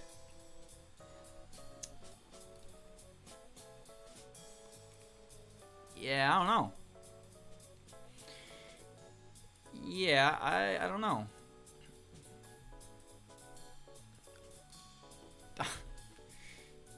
There's not really enough to really talk about with the character. I like the big stupid red tuft of hair on her head. I don't know if it's hair or hair extensions, but I like it. I like the little chick that hangs out on her head too. Like, I like the character. I just don't think there's anything wrong with her. But there's not enough character to really have a hot take about it. Hiso Tensoku and Toyohime. Well, not a hot take, but Hiso Tensoku being an actual robot and not a balloon is the only acceptable interpretation of that character. And that's just the truth. That's just facts. And Toyohime, I've already said my Toyohime opinion before, but Toyohime to me is just what happens if you take a character like Yuko and Yukari and you like write them extremely poorly. Because that's what Toyohime is. Toyohime is just is a Yukari. Toyohime is a Yuko type character that is poorly written. In fact, the way those two act is so unbelievably similar that you have to wonder why one's more popular than the other. It's because one of them is extremely interesting, varied, and tragic, and the other is never faced hardship in her entire life. So, wow, shocker, isn't it? A modern day Zun final boss. Well, it's just, like, again, like, what is Toyohime known for? She's carefree. She doesn't, like, she's very carefree. She's all smiles. She likes just engorging on peaches. She just eats. But then, you know, she leaves all the busy work. She leaves all the fucking busy work to her overly serious katana wielder. Like, come on, man. Oh, but actually, she's really cold and calculating on the inside as well, and she's very wise. And then we talk about Yuko. Oh, I was already talking about Yuko. Didn't you notice that? I was already talking about Yuko. The traits are the same. She even has a fan. And remember, Zun didn't give the instructions on her weapon. Zun didn't give instructions on her weapon. It was the artist who decided that her weapon would be a fan. Why? Probably because the artist thought, oh, this character, based on what I know about them, would probably use a fan. Who uses a fan in this day and age? Or in that day and age, that was Yuko and Yukari. That was pretty signature to them. They were the characters that always had a holding fan that they carried around. So why did Toyohime get one? Because everything about her personality striked similar to those two. She's just not dead Yuko. Yeah, exactly. But like I said, Yuko is a character who has tragedy. Her existence invited death to those around her, and eventually she ended up giving her life to the Saigyo Akashi to subdue it.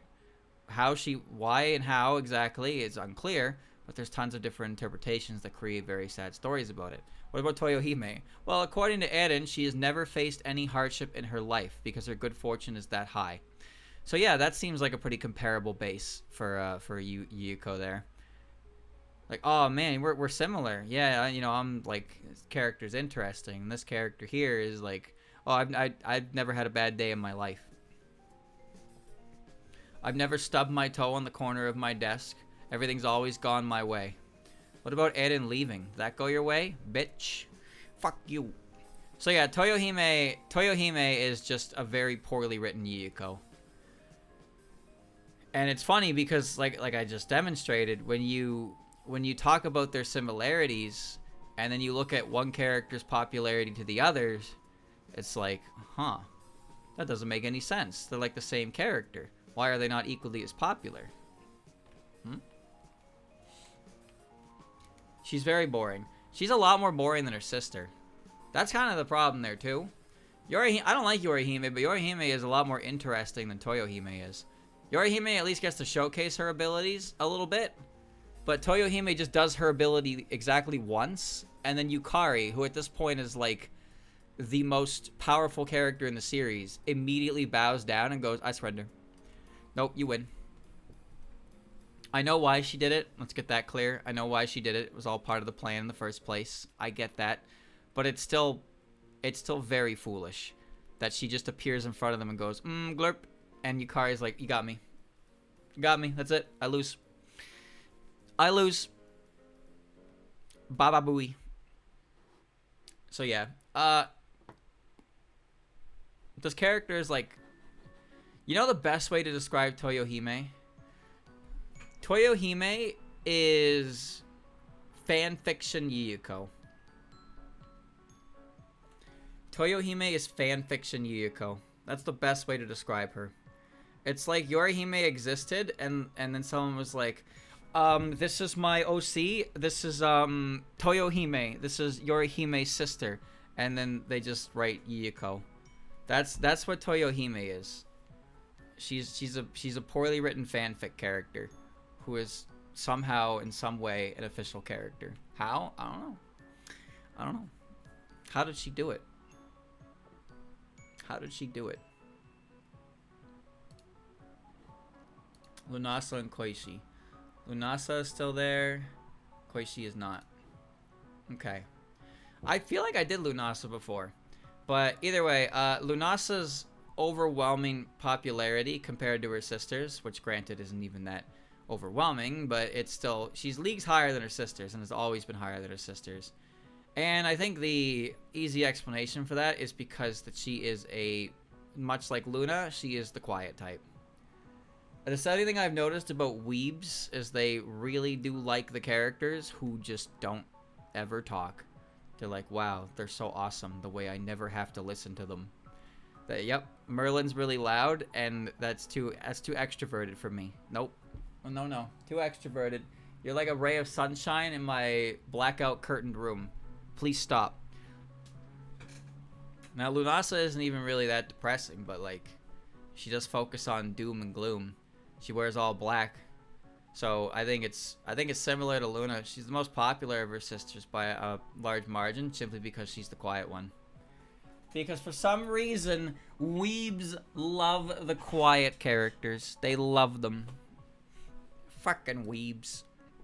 Momoyo and Gussie.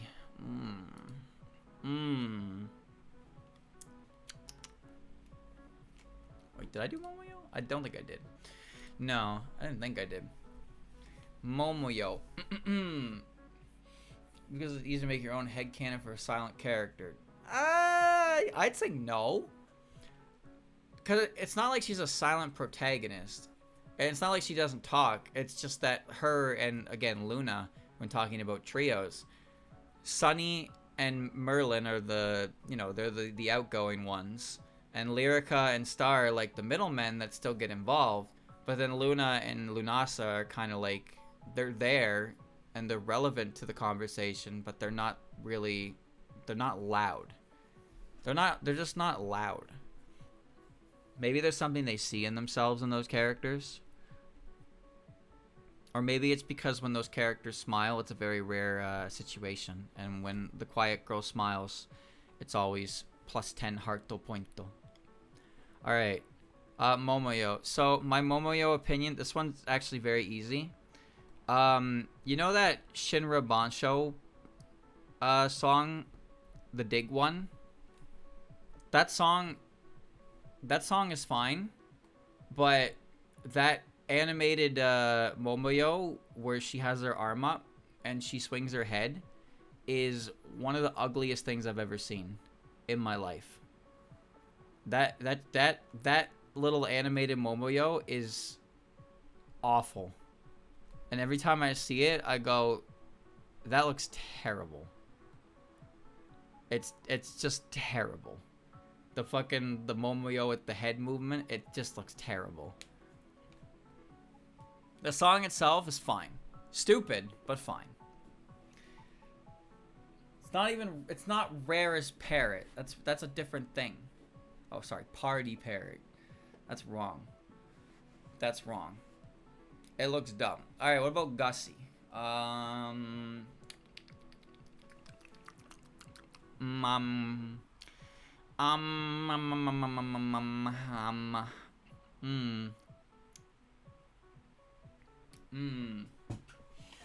Guys, I gotta say it. Kogasa shouldn't have big boobs. I actually kind of disagree with that. And the reason that I disagree with that, obviously I don't think she should have massive milkers, mind you, but I think that I think that Kogasa's archetype is the kind of character that is annoyingly attractive without really understanding that they're attractive. But not because they're stupid, but just because that's just how they are. Bouncy is a good way to describe it. Yeah. She's bouncy. She's very attractive, and she should have the body to accentuate that fact, and that would mean boobies. But she's not actively trying to be sexy or anything like that. She's just naturally a very attractive character, despite her character being kind of a goofball. So I think that's why that she actually should have semi-larger breasts than average characters, just to help kind of highlight that fact. She kind of annoys me sometimes with how attractive she is, but that's besides the point. So I do agree you don't need to make them huge, but I do think that a little bit of emphasis on the chest is nice for my perceived personality of the character. That's all. Good God. How does that annoy you? No, it's an annoying in the kind of way that makes you want to pinch her cheeks. You know? It's like she jumps in front of you and goes boo, and you look at her and they just jiggle, and you just like squeeze her cheeks. Like, God damn it. You little fucker. That's the kind of feeling that you get from that. That seemed descriptive, didn't it, streamer? Isn't it true though? Tell me I'm wrong. Tell me I'm wrong. You can't. I know you can't. You can't tell me I'm wrong. There's nobody in this chat who can actually tell me that what I just said is incorrect. Nobody. And if you do, you're lying. You are farming rage reacts if you tell me that. See? I've already presented myself as the Giga Chad and you as the Soy Jack. So you can't win. What was he listening? I wasn't listening. What he say? I said that you are the Soy Jack and I am the Giga Chad. There you go. I just can't justify it. See? That's what I'm talking about. That's why I'm the stream runner.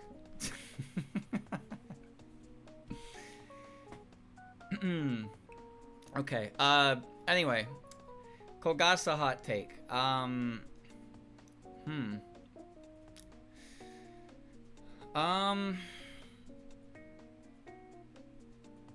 I think that kind of sums it up.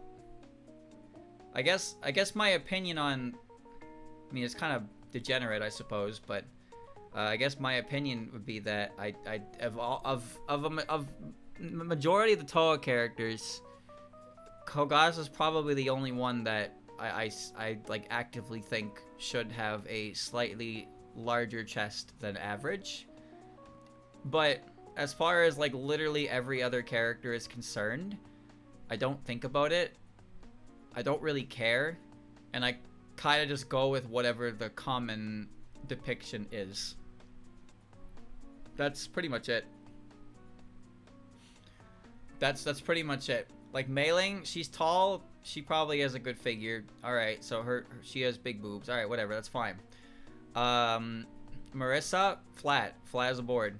Alice probably has decent size. Like these things don't really, like, I don't care as much. I just kind of look at art and I'm like, okay, because everybody can draw them with balloon tits anyway.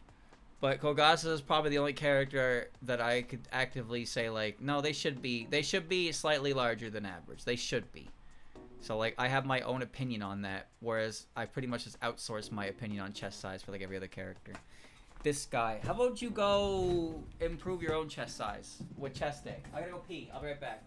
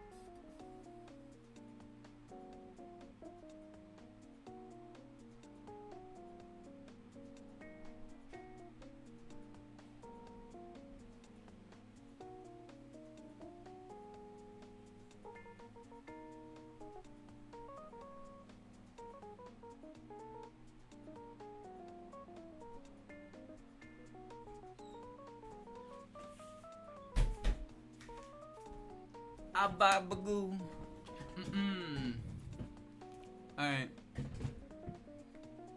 Patchouli Knowledge Racer. Okay.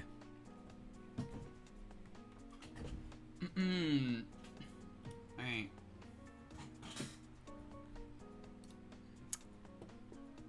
Kwakama I did. Jun I did not. Thought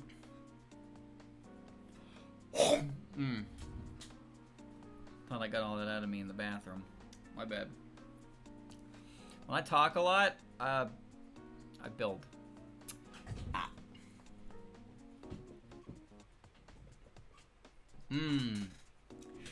June.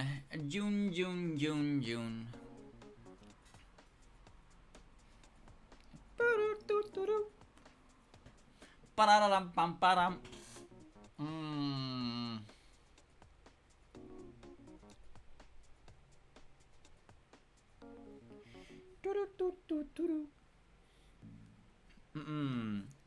Well,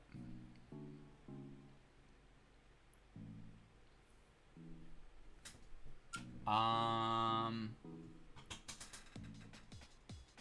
feel like I know this song. Still racist patchy? Yeah. Creating a new wave in the racing scene. High speed control and advanced dynamics accelerate the rush of a first-class victory, the culmination of performance. Okay.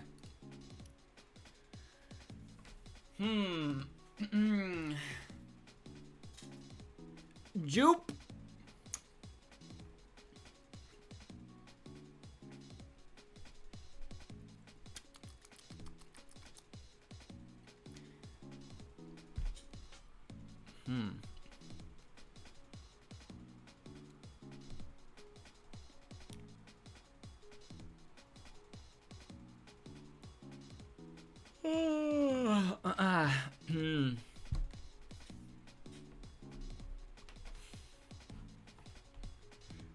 A hot Jupe opinion.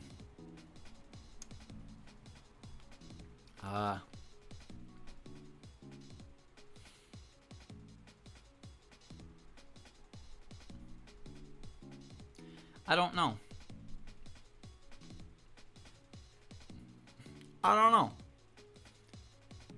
Thing is, I didn't see the latest chapter of Lotus Eaters, or I guess I should say the couple latest chapters where she appeared, so I don't have an opinion on that. I don't have an opinion on that, but I like Jun. Jun's antics are...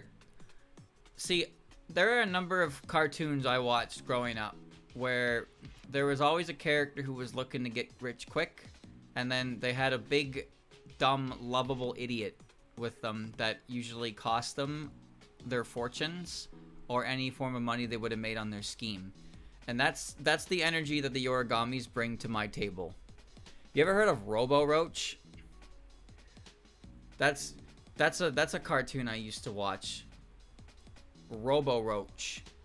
It was about a roach who climbed to an outlet and got electrocuted and turned to a robot. And he's a good guy, but his brother Reg is a schemer and always trying to make money. And he always tries to profit off of his brother. But at the end of the episode, every time his get rich quick scheme falls through every time because he's a greedy bastard. He's a roach. But yeah, that's what Jun and Shion, they have very Saturday morning cartoon get rich quick scheme vibes to them. Dreamer liking Jun is already a hot take. Well, I don't have a hot take for the character because she's my favorite character because I like her and I like all the aspects about her. I like her physical design. I like that she punches people. I like her attitude. I like what I perceive to be her lifestyle. I like Dorami's comment. I like the character. I like the character.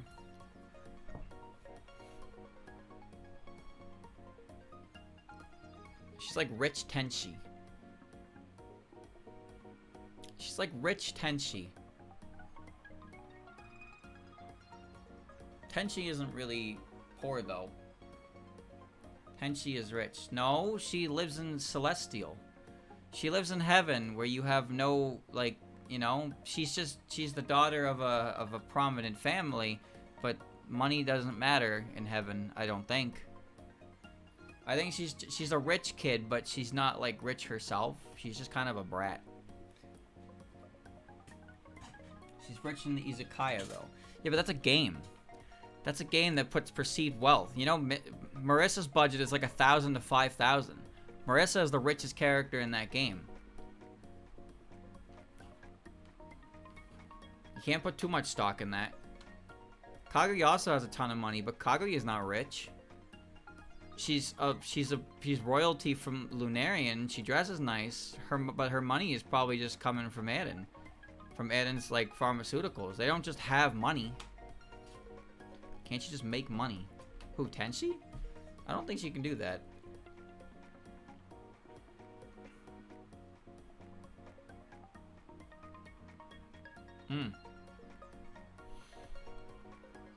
Well, I don't know, chat. I'm sure you have plenty of hot garbage opinions on this character. But I don't have any opinions of this character that aren't just I like her and I think she's pretty cool. I think she's pretty cool. Cold opinions, TBH. Well, I mean, do you have hot takes of your favorite characters? The pronunciation of her name is a hot take. It is not a hot take. Calling her Joan makes her sound like an old lady. Whenever I hear the name Joan, I think of the fucking boar that sells you radishes in Animal Crossing. When I hear the word Jun, I think of like a 3'7" goober. I call her Joop. Her name is Joop. Joop. I ain't calling her Joan.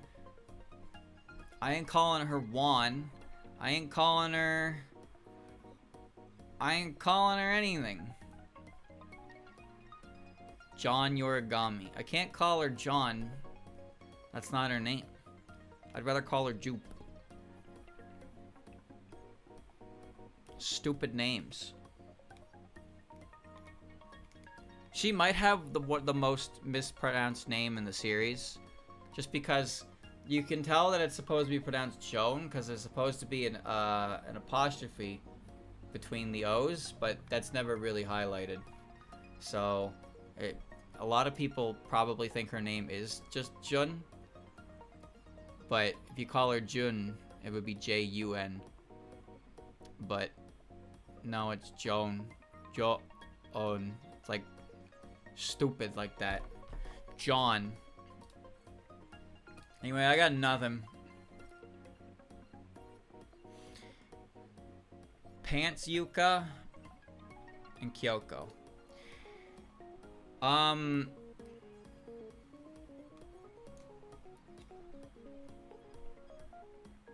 I wish Kyoko was more involved in the activities of the Goober Squad. I wish she was more I wish she was an honorary member of Team 9. I feel like she's like the last character to come out that could actually like fit in with that group. But she just kind of has her own dynamic with Mystia, which kind of takes Mystia a little bit away from the others in a way, because they still have each other. You know, when the group gets older and the friends split, they find new friends. Man, what a moment. But like, Kyoko knows Mystia can introduce them and she can be friends like that. But in reality, it's Mystia became friends with Kyoko and now they do their own thing and she's not really part of the group anymore, you know, and that's just how it be. What a shame. I think it would be nice if she was part of that little group. She came out too late. She was one game too late to really make it into the the real high note stuff for the quartet. I wonder how that would have affected things. See Misty in Team 9 all the time though. Yeah, because a lot of stuff Team 9 has been established since 2003 or 2004 with IN, and 10 Desires didn't come out until like 2011. So you had 8 years to do things with them, and then by the time 10 Desires had come out, we had passed the golden age of fan games. So Kyoko, it became more, and Kyoko's Choju Gigaku stuff didn't come from 10 Desires. Her connection to Mystia came from Symposium, which I believe was the following year of 10 Desires. So that would be even more time between that. And by that point, it was either Team 9 or it was Choju Gigaku. Kyoko was in a bird brain.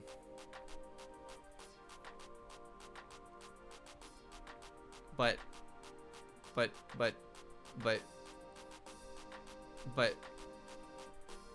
what? Mystia is the only bird in the entire group. Kyoko can't even do a simple addition. Did you even read her entry in the Grand Chronicle? Kyoko can't do math. If you shout in the mountains, she echoes, but if you shout a math problem, she won't answer it. You don't get a response back. She claims up. She doesn't know how to do math. Kyoko is exactly the level of stupid to hang out with those goons. She is at their level of intelligence.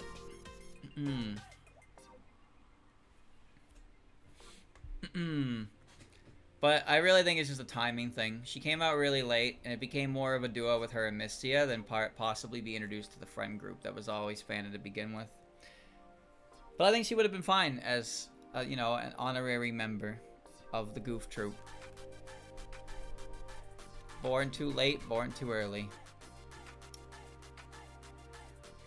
Yuka from PC98. I am of the opinion that Yuka from PC98 is a better design than Yuka of Windows. But that's because I like long hair and I like pants. That's about it. I like long hair and I like pants. There you go.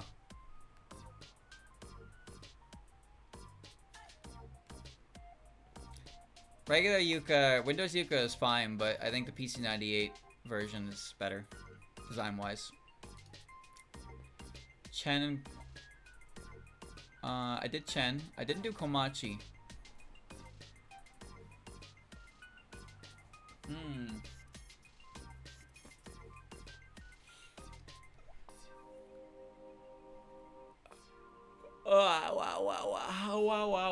Wow.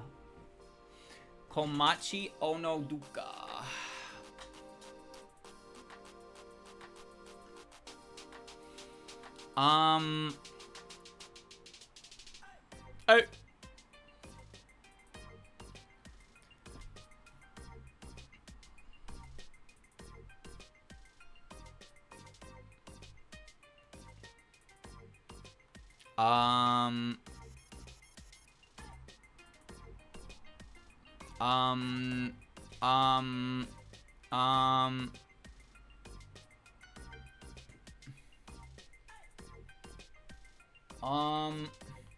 So I was gonna say her scythe looks stupid, but like, I don't even think it looks that stupid. I think it's actually perfectly fine. Komachi is very pretty. She is tall. She is well endowed. She's a very people's person.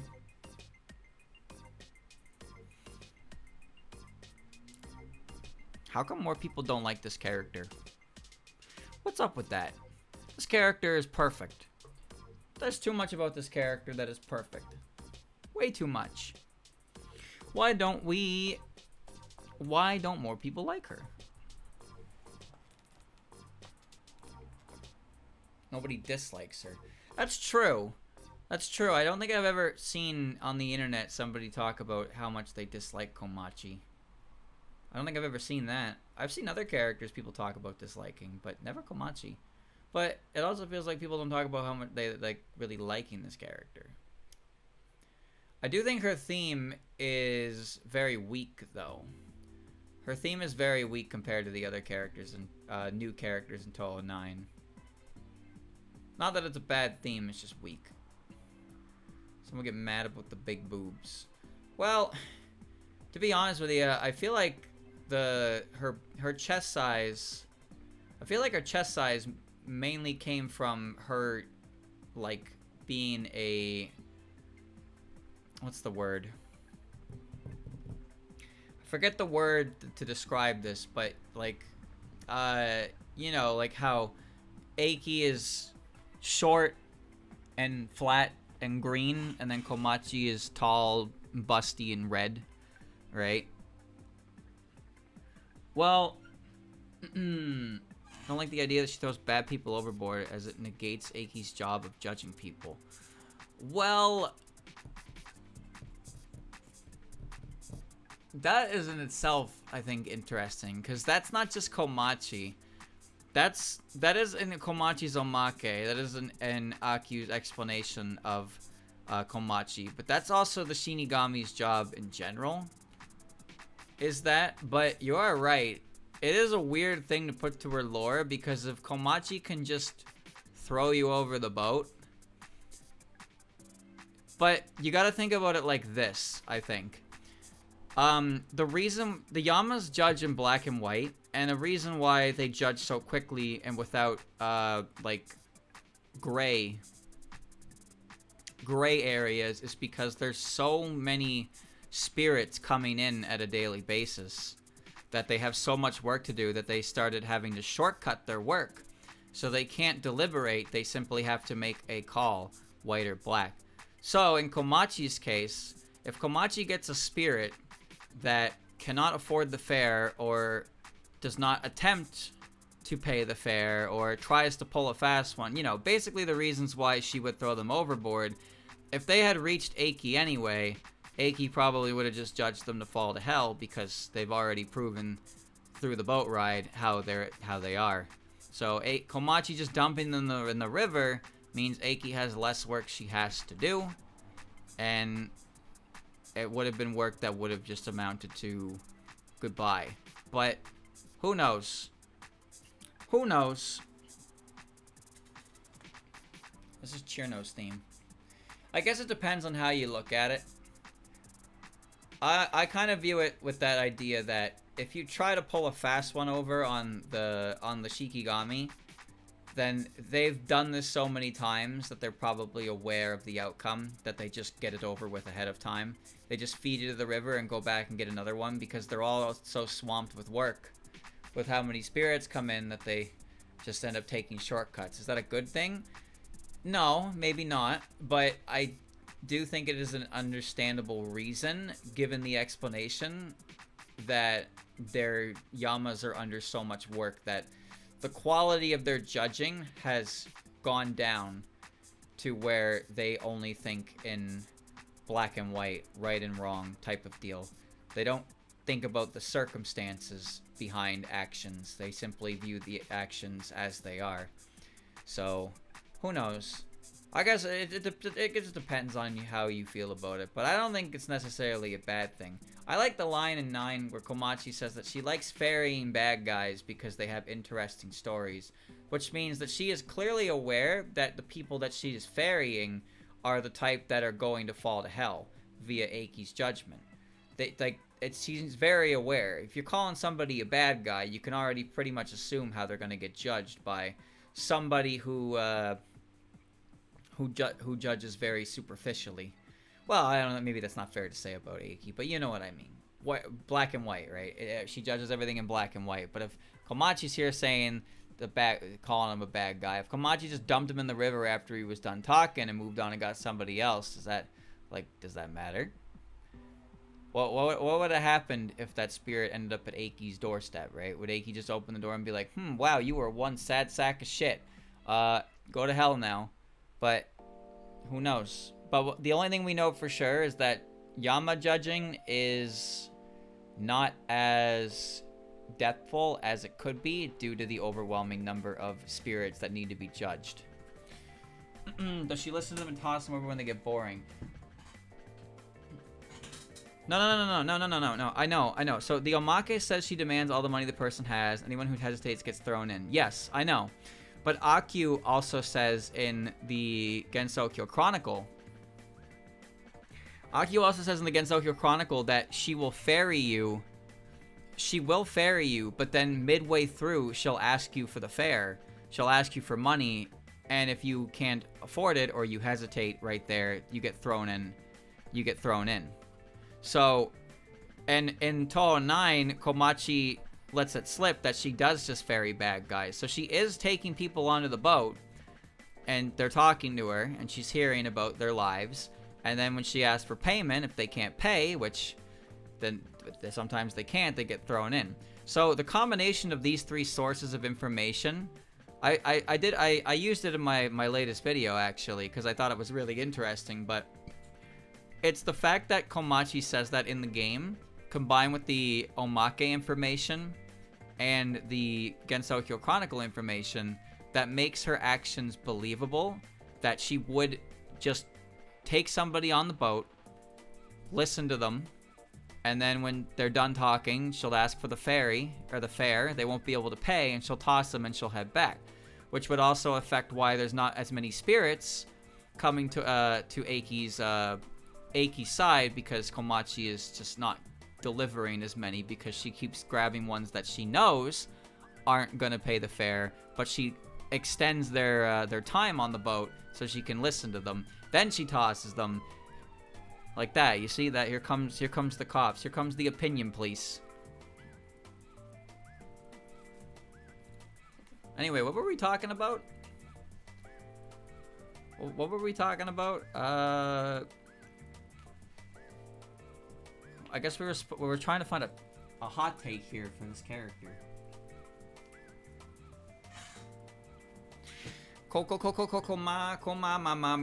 Komachi. She is level 100 Kozuzu. Yes, that's correct. That is correct. No, I don't know, man. I don't know what it is, but I think she's her design is great and her characterization is great. But then when you ask me what my favorite characters are, she's just not there. She's just not there, and I'm not really sure why, because I don't have anything negative to say about her. I guess if I had to pick one thing I don't really like, it's that, similar with mailing, sometimes it feels like the only way people know how to include this character ever is to just be like, haha, all they do is sleep and never do their job, and they are a burden to their employers. It's like, oh, okay. Very glorp chip. Oh, here's that mailing. Oh, she's sleeping again. Haha. Oh, that mailing. Oh, there's Komachi. Since you're top 10. Komachi? No. I think she's in my top 20. My top 10 is, I think it's Jun, Rumia, Reimu, Aya, Satori, Alice, Yuma, Remy, and someone else. It might have been Tenshi. Tenshi's really high, I know that. I don't remember my own top 10, but I do remember my top 3, and it is Jun, Rumia, and Reimu. By the way, Marissa's like 87th or some shit like that, so yeah. Rikako I talked about. Orin I did not talk about. How? Because I don't like Marissa that much. She's a fine protagonist, but design-wise, personality-wise, there's a lot of things about her that I'm just not a huge fan of. That's all. Orin hot take.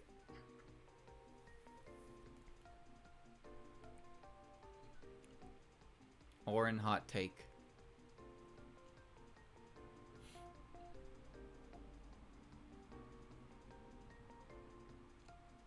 I don't know. I don't know. I like Orin. Okay, yes. Ghost Wheels is one of the worst spell cards to look at ever. I I fucking hate Ghost Wheels, dude. Oh my god. Oh my god, I hate that spell card. I don't understand it. And I can never identify how it's moving until it's in my face and I'm getting hit by it. I fucking hate that spell card. It's one of the worst spell cards in the game. I actually find it funny that she has 2 sets of ears. I think that's hilarious. It's also something I forget a lot. Or I used to forget a lot. Because it's like, it's just kind of there. But yeah, she has animal ears and human ears, which doesn't make any real sense. But I like that. I think she's silly. I think she's fun. I like that she's popular and well known in universe as well. She's, you know, she makes a goofy face sometimes. How does she wear headphones? She probably uses her human ears for that. Because she can use her animal ears, which are more sensitive, for more important tasks. Also, I don't think they make headphones for, like, ears that big. They might, like, what if it falls into your ear? Isn't that a scary thought? What if you, like, you lose an earbud in your ear and you have to, like, jump upside down and, like, fucking shake yourself upside down to get it out? Wouldn't that be terrifying? I'd rather just put it in sideways.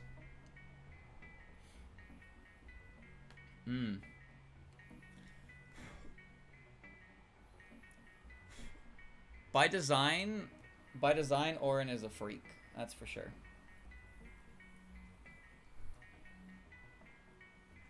I like her theme a lot as well. That's another thing. I do like her theme. Corpse Voyage, Be of Good Cheer. I think that theme is great. Her stage theme is also really good. Do I even have anything negative to say about this fucker?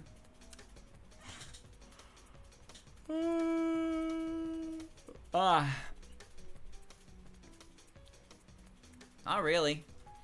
I think Orin's a great character.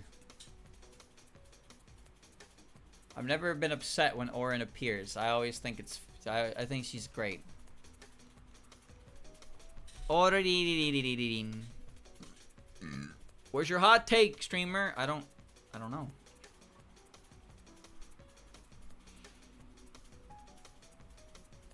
I don't know.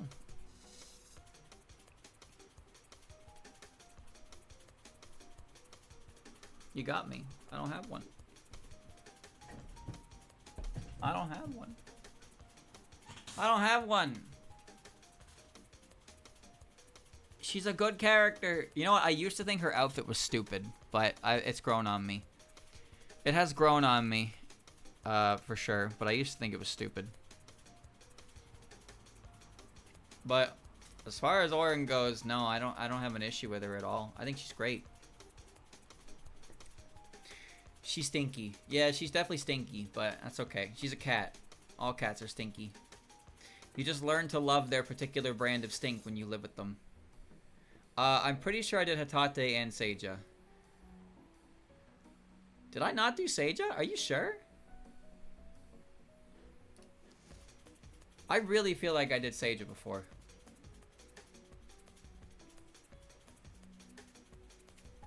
Huh. Alright, well, I guess not. Well, I don't like Seija. I don't like Seija. It's not really a hot take, though. It's just kind of my opinion on her.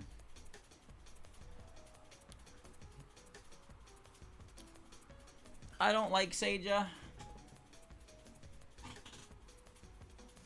I don't like Shimmy either. I don't like the entire basis of the relationship either. I think Shimmy and Seija's relationship is based on quite the farce, to a point where I don't see how they could actually still be, like, I don't really see how, like, they could be friends at all. I don't like the basis of the relationship. I think it's not good. So when they're still, like, together, it's just, I don't like it. She's a dumb bum. She's a dumb bum. Pretty easy slot for an antagonistic character, though. So she's not bad in that regard. You gotta give that up. I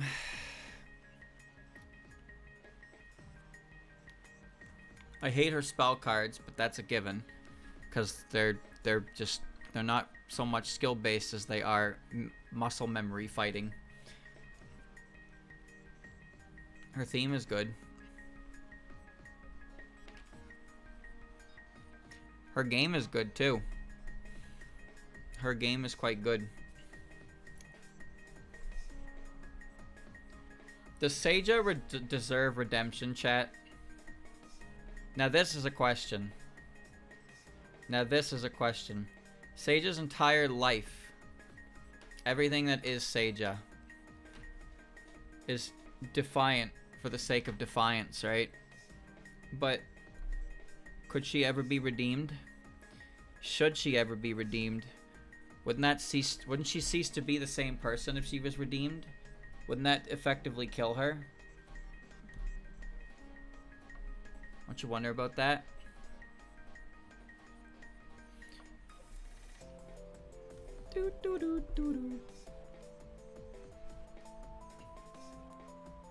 Oh, I don't really like her. No, her only friend in the entire series is one that was ill-gotten and should not be her friend, but Shimi is also not a very good character. So I guess it makes sense that her poorly written ass would still be hanging out with this fucker. Role and agency was neat though. Yeah, I don't deny that. But I'm talking about Canon specifically. Seija, as an Amano-jaku, it's in her nature to go against the status quo, no matter what, right? But like, because yokai are such spiritual beings, if Seija just completely changed how she acted, she wouldn't even be the same person anymore. That's why vengeful spirits are so scary to yokais, because they change who they are.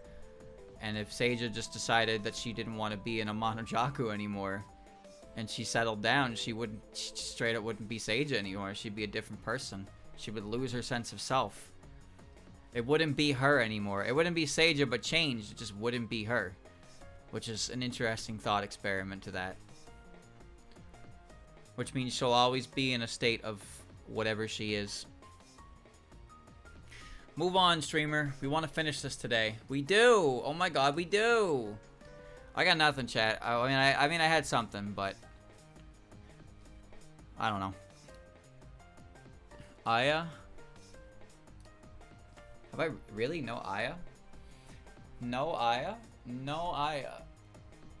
Oh! Oh!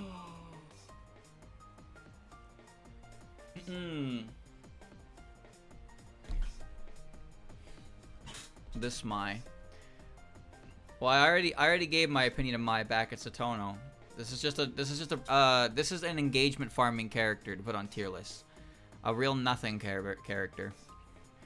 So what's my opinion of Aya? Aya is one of the most impactful characters in the entirety of the series. Not necessarily in canon, but more so like Eiki. She has a very specific role that she can fill at all times, but her role is so much more universal and easy to work with. She is so good at sending news and getting parties involved and up to date of what's going on. Aya is pivotal as a plot device. She is one of the best plot devices in all of Touhou, because her role is to just run around and deliver news. So she can always keep characters engaged and informed in fan works to understand what's going on. That's why she's so good. And because she's constantly forced to interact in different areas and deliver news, she also just has good chemistry with like every character in general. She's boring nowadays. Well, that's because Lotus Eaters is boring. That's what you gotta remember. Every character who is any recurring character in Lotus Eaters is stripped of any real interesting capacity to them. Sika, Aya, these are two characters that have become whatever the fuck Lotus Eaters has decided they are. But Aya is more fun when she's just bouncing off the wall and delivering her newspapers.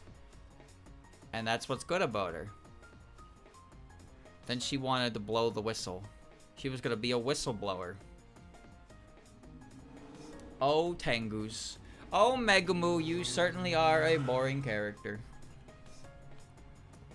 But no, not talking about canon. Aya's just without Aya, I feel like a lot of fan games they wouldn't really change per se, but they would have to find a different character to fill the role of like explain the situation or like have a different news-based character, you know? So Aya, for that reason, Aya is almost a shoo-in. Aya might be the most common character in a Touhou fan game next to, like, you know, the playable ones because of her role. Like, obviously, Reimu and Marissa are playable the majority of the time. You also have other protagonists as well that you can play as. But even when Aya is not in a playable role, she's almost guaranteed to be in the game in some capacity because her role is so good. Especially when you consider Gensokyo's setting means there's no like electronic devices. There's no level of communication aside from face to face. So Aya is the little bird that you send back and forth. So yeah, Aya is a greater plot device than she is a character, but she was anyway a great character in herself. I think Aya is great. You can't go wrong with Aya. However, when she's playable in games, she's awful. Actually playing as Aya is a different story entirely. Aya focuses on speed, and then she can't hit as hard, but she always goes first. But then she dies. Or, you pick her shot type in SA, and you can't fucking control her. Or you play her in 16, and you hate her. Or you play her shooting photo games. And, well, those are fine, because you only have her as an option, and the mechanics of that are a little different anyway. But, usually playing as Aya is not as fun as having Aya just be a part of the story, in my opinion. Yasuhashi I talked about. Old pants Reimu. Yeah, I like this Reimu. I like this Reimu because I think that she is precious. Current Reimu is great too, but PC98 Reimu is like Reimu.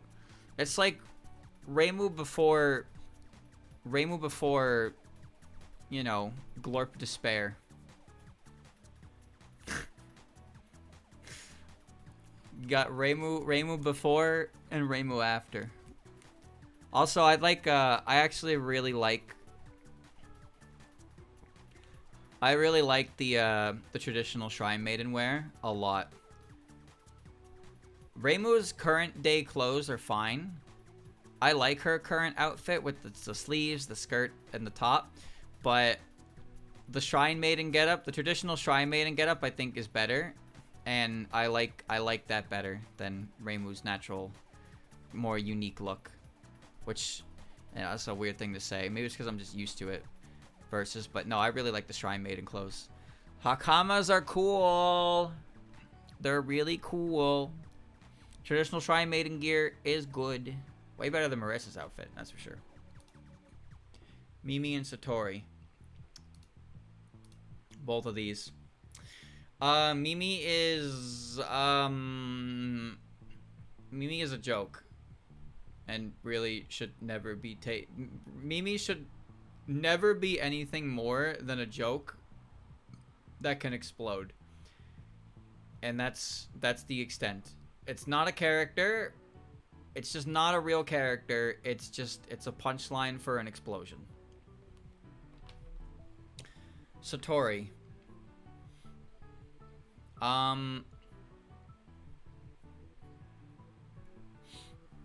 I'm of the opinion that Satori weighs 30 pounds. You know, like the crab in Bakumonogatari? You know that one? How the girl is affected by the crab who, like, made her weightless? That's just Satori.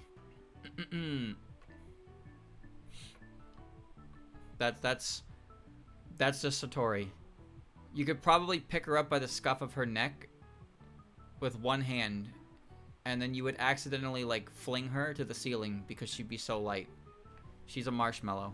What does that mean? I don't know, to be honest with you. I have no idea what that means. But it's been my #1 descriptor of Satori for a long time. I can't explain it because it's unexplainable. It's inexplicable. But when I see her, I think marshmallow, and it's like, yeah, that checks out. That's a marshmallow, all right.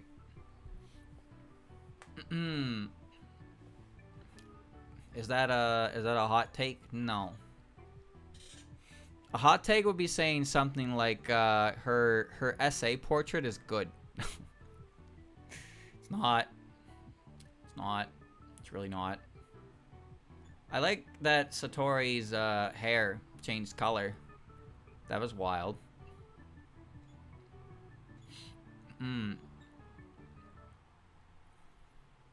Her eyeball cords are fine. I just think she's very dainty and very frail. Like you could pick her up very easily. Like you could just pick her up like a cat. Put your hands under her arms and just lift. And tomorrow's weather, Washington, anticipate a shift of weather and a light rain arriving in the afternoon. Whoa, that's crazy. I don't live there.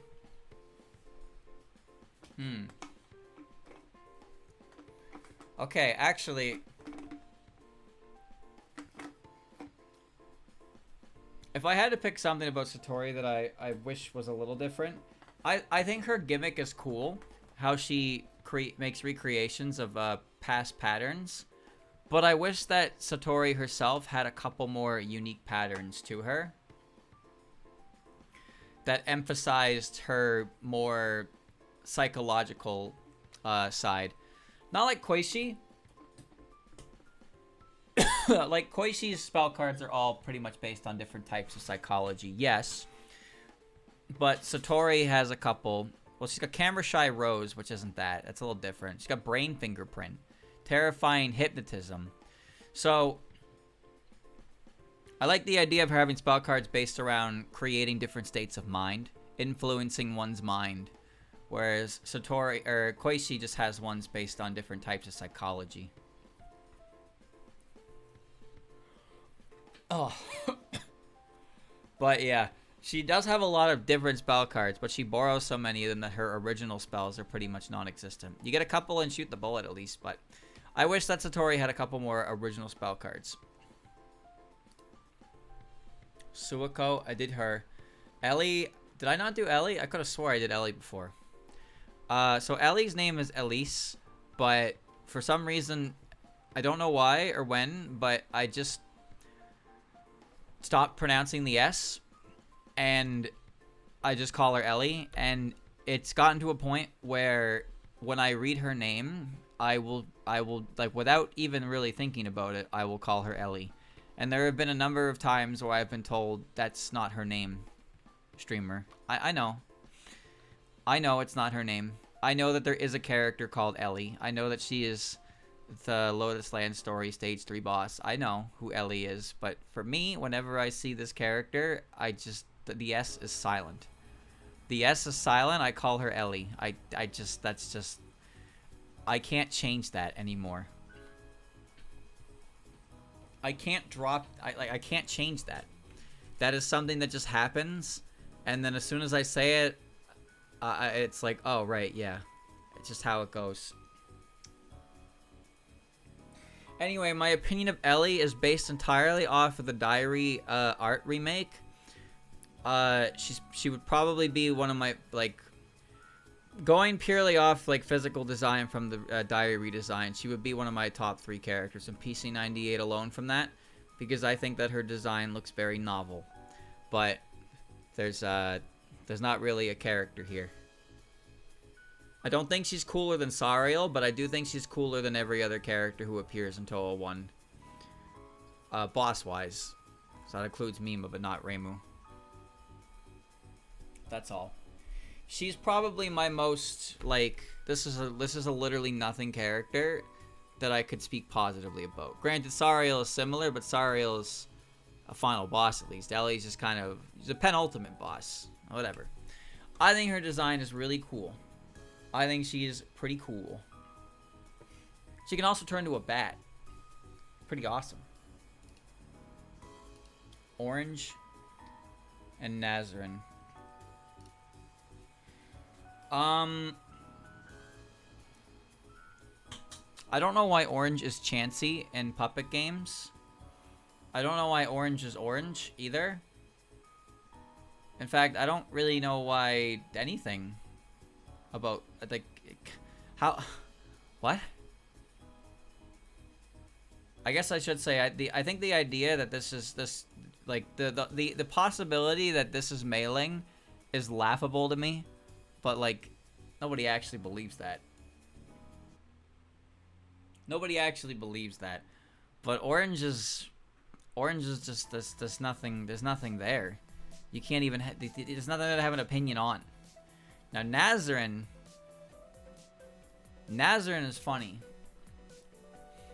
Cuz Nazrin is one of those characters, maybe it's just because I think it's funny to call her a rat, even though she's not. She's not a rat, she's a mouse. I know she's a mouse, but it's funny to call her a rat. I think Nazrin is great. I really like Nazrin. I actually like the dynamic of Nazrin, where she's a little more in charge of the pairing with her and Sho. Like, you know, they're master and disciple. But I kind of like the flip turn of it, where Nazrin is kind of the one who's in control, so to speak. But that's usually because Sho has the unfortunate reputation with the pagoda, which I don't like. So there's that. But otherwise, I like Nazrin's role of being kind of having a tude. She's got an attitude.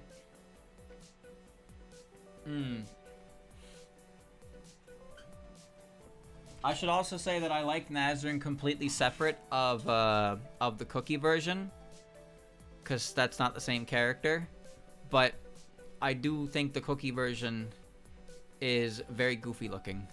So I kind of like, I don't consider them the same character, but I kind of consider it the same character in the sense of it's like, it's Nazrin being a goofball, you know?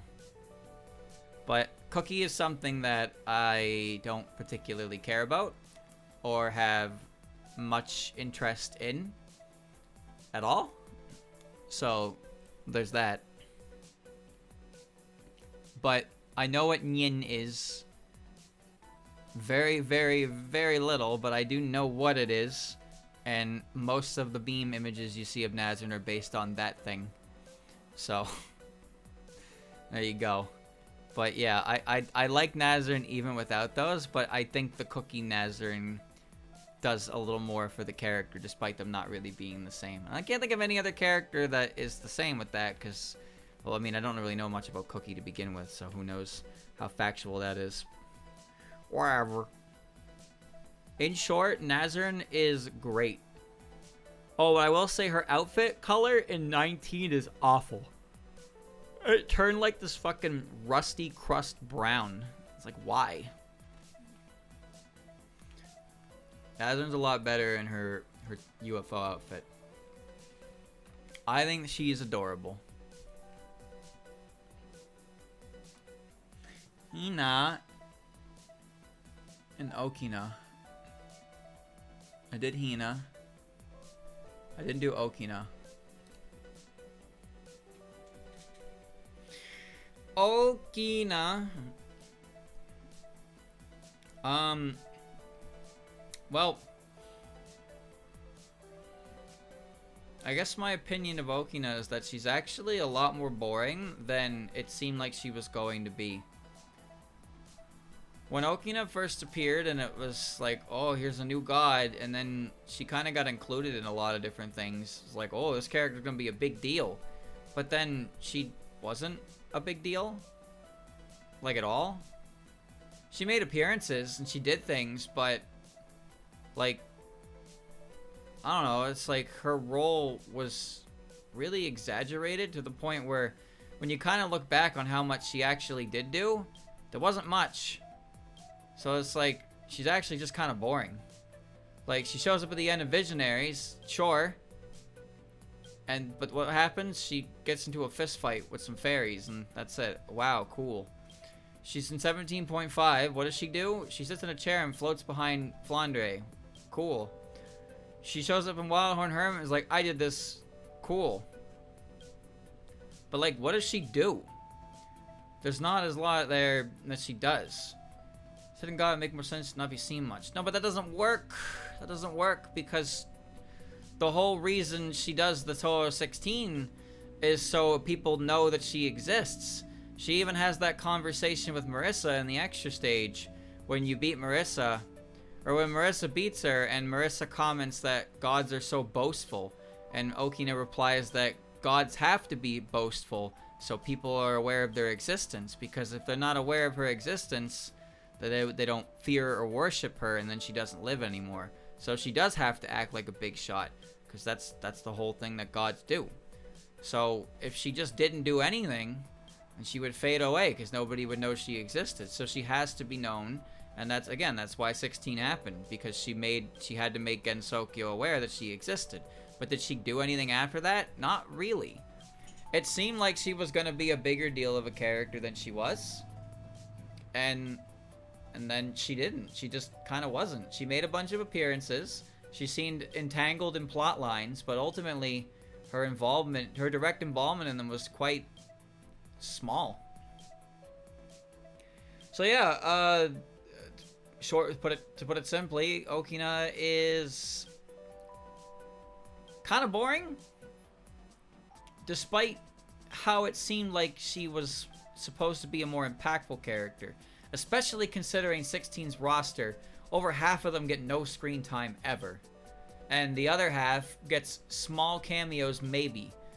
And the other half being on. That's the only other half that matters. Okina is pretty much the only thing from 16 to make a difference in any capacity. But even then, like I said, she doesn't end up doing a whole lot. Oh yeah, her lore is fucking ridiculous. Because she's based on the god Madara. And Madara has so much history to him. It's insane. But then Okina doesn't really do anything with it. Oh well, what can you do? Yukari and Tojiko. I know I talked about Tojiko. Yukari. Yukari.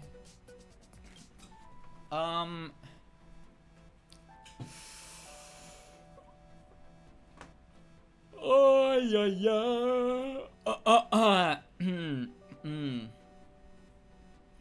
Alright, here's my Yukari opinion. I don't really like the purple dress. I like the,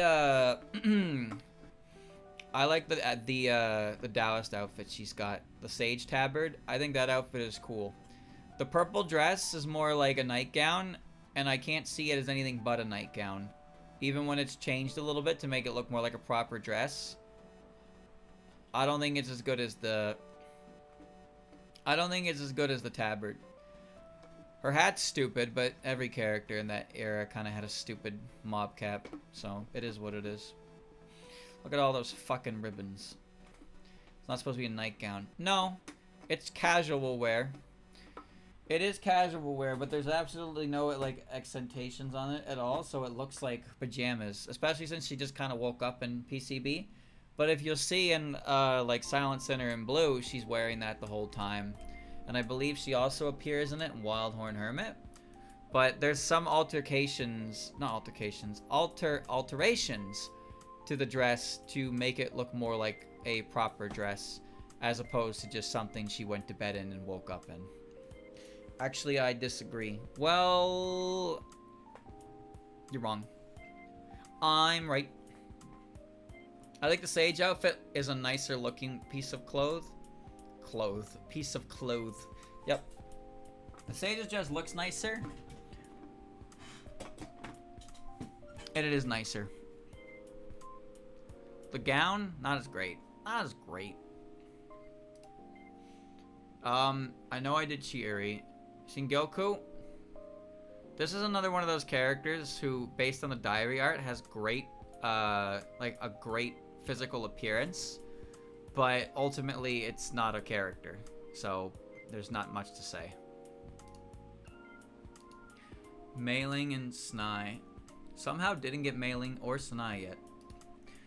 Okay. Snai is one funny motherfucker, huh?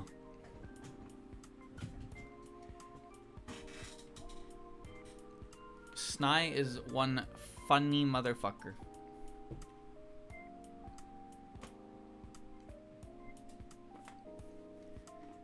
Snai's Heso Tensoku sprite is unbelievably ugly. It's really ugly. Shame, isn't it? Her portrait art is great. Her portrait art is great, but her stop saying that. But it's true. It's not, it doesn't look good. Her portrait art looks great. Her fighting game sprite, however, doesn't. Huh. Oi, oi, oi.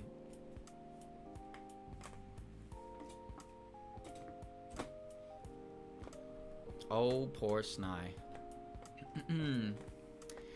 Oh, poor Snai. Snai's character improved when she started talking about giant robots. This is true. This is very true. That made her character better. Green Mario.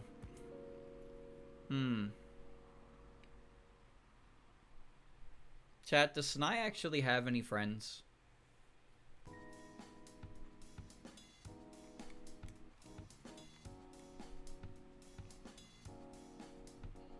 You ever think about that?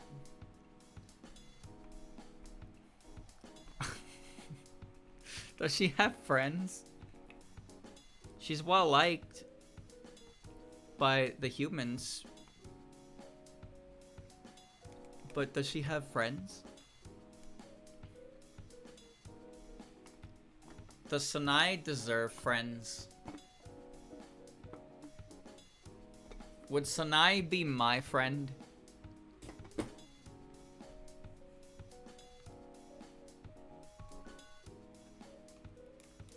No.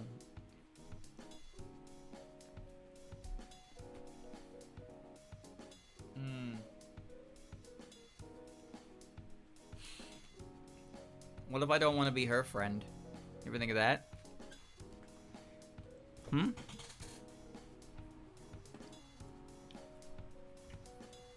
Friendship is a two-way street here. It's kind of fucked up. It's a fucked up thing to say, boy. Yeah, maybe a little bit. I don't own a PS2. I have a GameCube, I think. Probably not anymore, actually. I don't think Snai is a bad character. I do think Sanai's reputation is unfortunately for some people locked behind the whole player 2 bit, which I think is more funny than anything. But you know how some people take jokes to a farther degree than they probably should. But I do think that sometimes, like, you know, innocent little jabs like that can, like, actually become real reasons why people don't like characters, which is unfortunate because it's not really anybody's fault.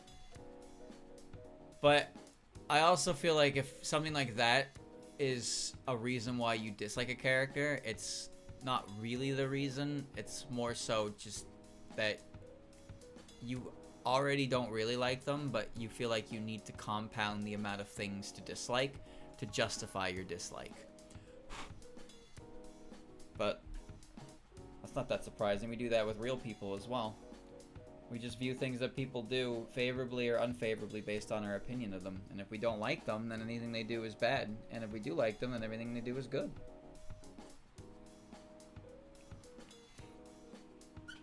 Is there a hot take? Well, I mean, it's not really a hot take, but the whole premise that spawned from her appearances in Touhou games after Touhou 10 was in bad faith. I get it. Like Mountain of Fate, bad, yeah. That's not very good. I like Wildhorn Hermit Snai because she's got a sprout on her head. That's goofy. My Soku Snai opinion. No, that one's just legit. Snai's portrait is fine in that game, but her character is not. Let's go on to mailing. Well,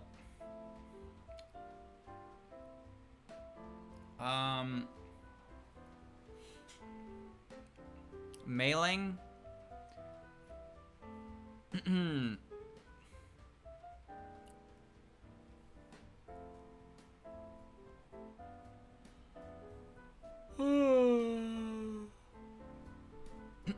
I prefer mailing in pants.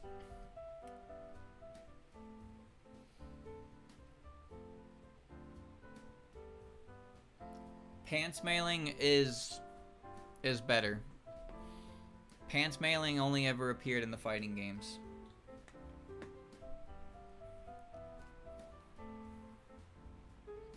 That's just the trope. Mystia. Done. On. Not done. Oh, I'm pretty sure I've said this before, but not directly related to On, I suppose, but On. From all the chapters of Lotus Years I've read, I've come to realize that the only part that's ever really worth reading the chapter for is finding the On cameo. Because every now and again, in the background, you will see On doing something while characters are talking. And I look for that, and I'm like, yeah, that's good. That's the best part of Lotus Eaters. Is just seeing the shit that On's doing in the background while other characters are talking about who cares. On carries. On should be more popular than she is, and I don't really know why she isn't. She's Reimu's dog. Come on. That's incredible. Futo and Tay. I didn't do either of these. I'm not pretty popular. She's not that popular. For modern, she's not that popular though. You'd think she'd be more popular because she's Reimu's dog. Futo. Futo is funny. Futo might be the funniest character in the entire series. Whether or not that's by accident, I don't know. But her stature, the way she talks, and her desire to burn things. She is pure comedy. To a point, but like she's also not like, you know, she's not like a fairy. Like fairies are like they're space cases, they're goobers. Futo is very aware of what she's doing, which is why it's so fucking funny that she does it. So like, I could never see this character in a serious role because as soon as she smiles, I'm just gonna laugh. This character has been irreversibly ruined for me in that regard. This character could never take on a serious role ever because everything that she is and does, I can't take it seriously. I can't. Did you know she's a war criminal? Yeah. She is. But she's really funny. So it's like, you know? But like that's actually part of her story, is her background when she worked with Miko. But then I see her and I'm like, and she's like, haha! She does her stupid little pose. So she is the funniest character in the series by accident. There's no like inherently comedy character, one that's designed to just be a comedy character, but Futo is so fucking funny by accident that it's almost unfair that she doesn't get to be in more things and just be Futo.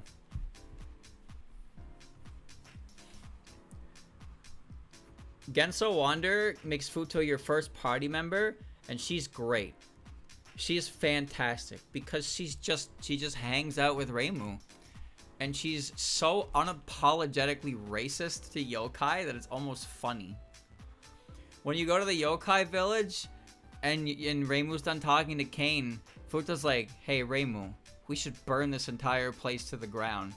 And Reimu's like, the fuck?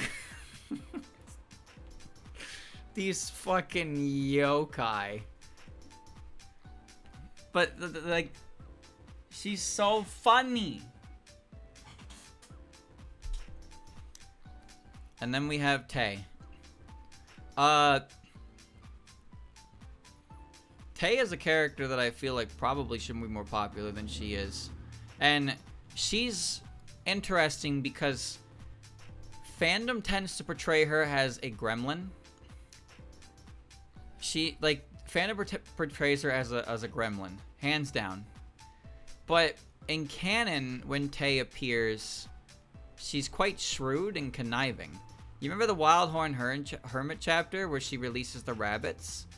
That whole chapter about that shows a pretty serious and wise side to Tay.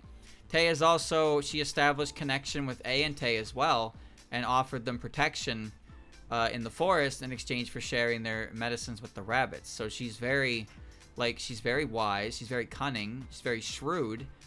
But then the fandom will be like, you know, fucking, yeah, she's the type of character to run up and kick you in the shin and then steal your wallet and then like run away by bouncing left and right.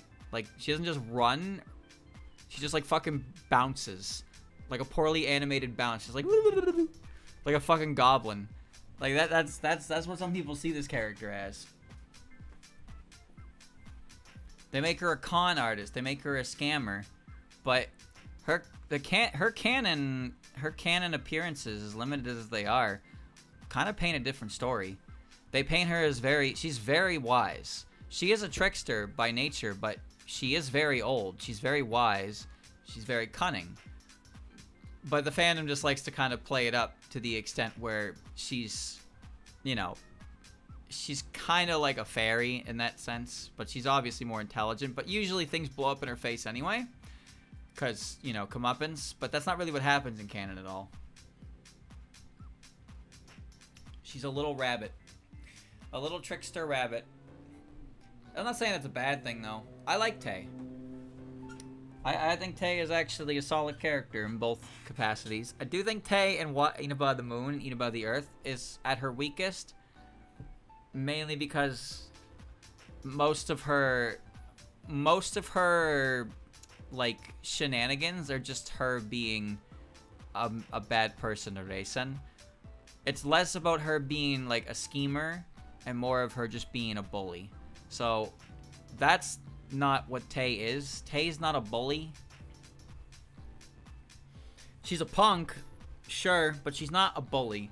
But Inaba of the Moon kind of turns her into a bully to Reisen, which doesn't feel very good. So that's her weakest appearance for sure. But overall, no, Canon and Fan and Tay are quite wildly different in terms of how they act, but the idea behind them is similar, so it's kind of impressive how far apart they are in their action. Alright. I don't have much else to say. I like Tay, personally. Kanako, I did Evil Eye Sigma. This Evil Eye Sigma should not count as a character because Flower Tank doesn't count as a character. That's not really a hot take though. If you're gonna consider Rika the stage 1 boss and Evil Eye Sigma the extra boss, that doesn't make any sense. Stage 1 boss should be Flower Tank, and then extra boss should be Sigma, or both stage 1 and extra stage should be Rika. Mayumi and Sho. Mayumi I did not do. Or Sho. Well, opinion of Sho is that she is a character who, design-wise, story-wise, and just about everything you could possibly imagine about a character is really fucking cool, and then it is unbelievably squandered. by a lack of use. She is a fucking tiger. She is a avatar of a war god. That's cool. She's cool. But what is she in Fanon? Nazrin, I dropped my pagoda. Please go find it. Please, please, please, please, please, please, please, please, please, please. That's it. That's her character. Her character has been dumbed down to a klutz and ignores every cool aspect of the character. What a shame. Mayumi.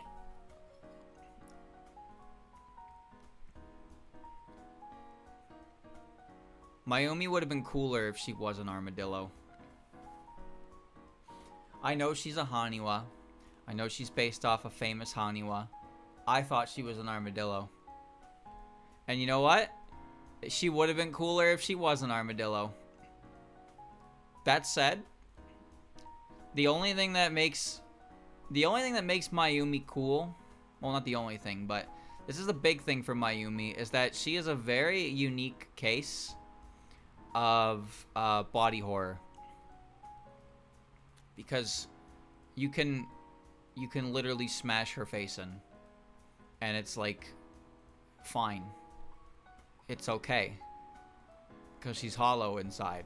So there's a pretty extreme degree of body horror you can do for the character because she's not made of flesh, which can give her very, very unique type of art. But her overall popularity isn't high, so you don't see a lot of that. I think that's cool personally.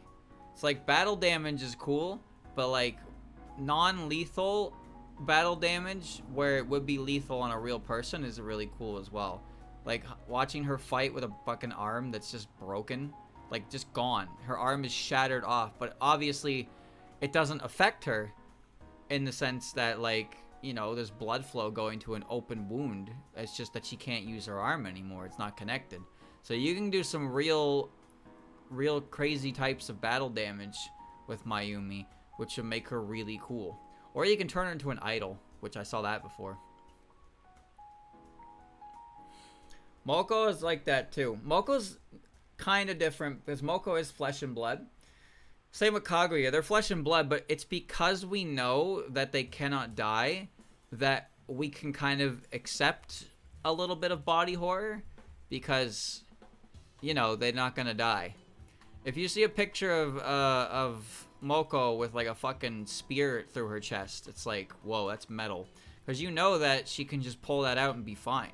If I see any other character with a spear through their chest, I'm like, oh my god, that's not good. But it's the pre-existing context of immortal who cannot die means that you can do pretty much whatever you want to her. And you know she'll be okay, so it's like easier to take in. There's a really cool piece that I have as my background where it's just Moko regenerating, and it's just you can see her entire exposed ribcage, and she's just pissed, and it's like, that's fucking cool. That wouldn't be cool if it was a character who wasn't Moko. That shit would be frightening. That would be body horror. But immortals and not humanoid characters, you can get away with smashing the shit out of them. And it looks more cool than anything because you know they'll be back to normal or can be repaired or something like that. Like same with like Fullmetal Alchemist Brotherhood or Fullmetal Alchemist in general, where you can have Edward and Alphonse, like their arms. Alphonse's entire body is a suit of armor that can be smashed to pieces, and then Edward can have his arm and his leg broken because they're machines, and they can be repaired. So it's a good way to pretty much demonstrate destructive power. Like when Scar grabs Edward's arm and blows it the fuck up, and it's like, holy shit. But like he can demonstrate that directly onto Edward because Edward doesn't have a real arm. If Edward's real arm exploded, then like, you know, that'd be the end of him. Plain and simple. But because he grabbed the false arm, the robotic arm, he could demonstrate the danger that Scar presented without like killing Edward. So you can get away with more destruction, more battle damage when you have less flesh that can be attacked, which is cool. That's cool. Iku and Kagero. I talked about Iku. I thought I talked about Kagero as well. When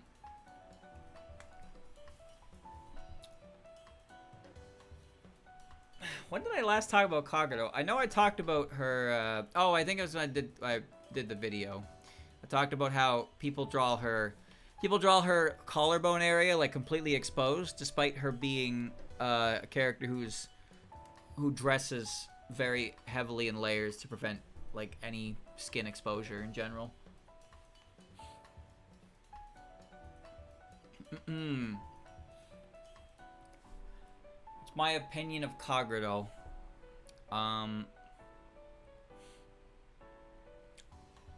Nothing really.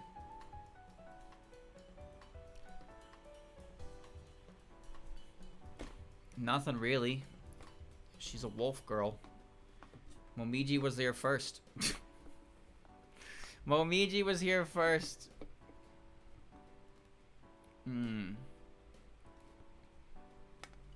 I think she's great. I think she's fine. I don't think there's anything wrong with her, but she's just kind of like a character, I suppose, but she's a wolf, so there you go. She's also a lot more friendly than Momiji. Her attitude is a lot more approachable. Holy shit, it's over. That's crazy.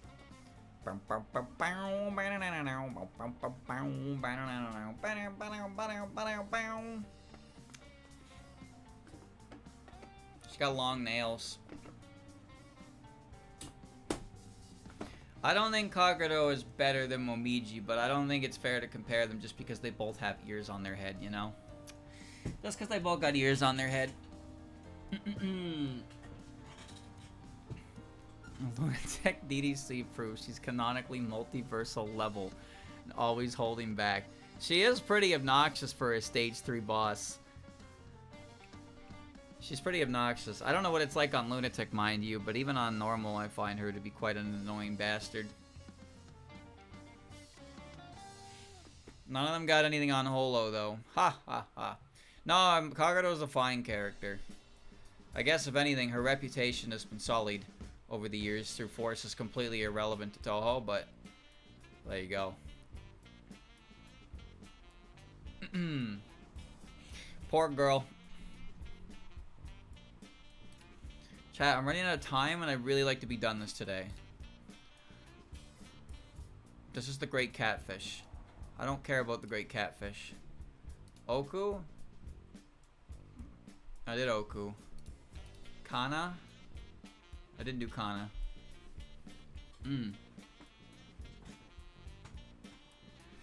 Kana.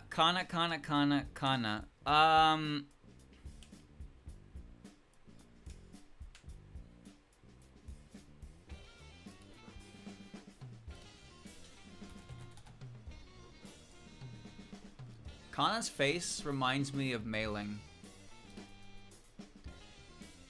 Doesn't that remind you of Mailing from EOSD? Doesn't that remind you of Mailing from EOSD?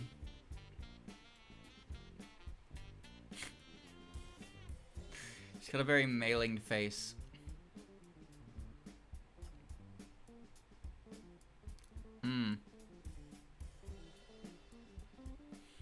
She also has no front brim to her hat. Alright. Kana... I don't remember her ending until 03. At all. I remember her story. Why does she have a last name anyway? Ana Battle. I don't know. She does have a weirdly good theme. But...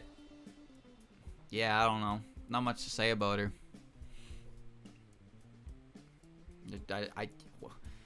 You got an opinion of this character? Because I certainly don't. Mima and Daiose.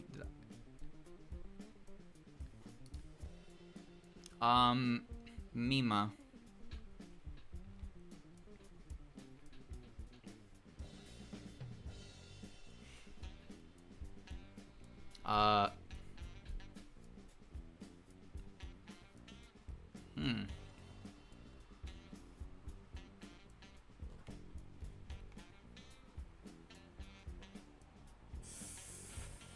Ak-chung. My bottle of milk!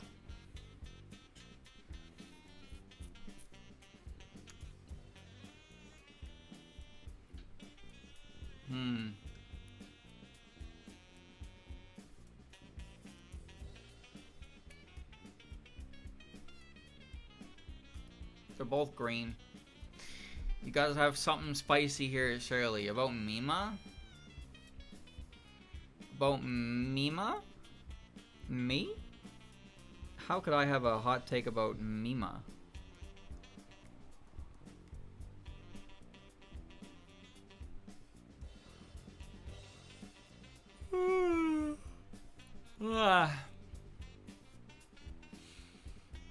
I think both of her themes are good. I think the Dolls in Pseudo Paradise rendition of Reincarnation is not good. I think it's pretty bad. That's just me.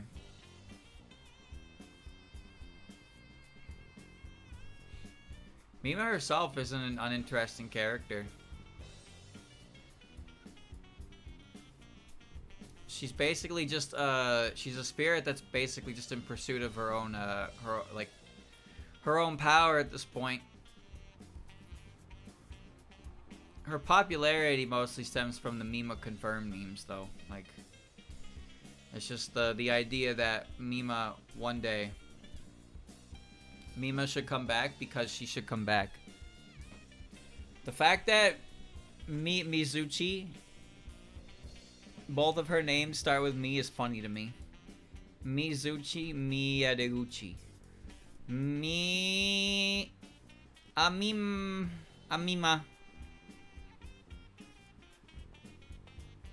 Is it what could possibly be spicy to say? Mima is Mima. Said her fans wouldn't actually care if she showed up in the game, didn't you? Well, that's not a hot take. That's just the truth. That's just the truth. The majority of like Mima, like the majority of people who want Mima to come back in a Windows game don't actually give a shit about Mima. They just say it because it's a meme to say that. That's all. They couldn't care less if Mima actually shows up. They just like to meme about it. That's not a hot take, though. That's just kind of.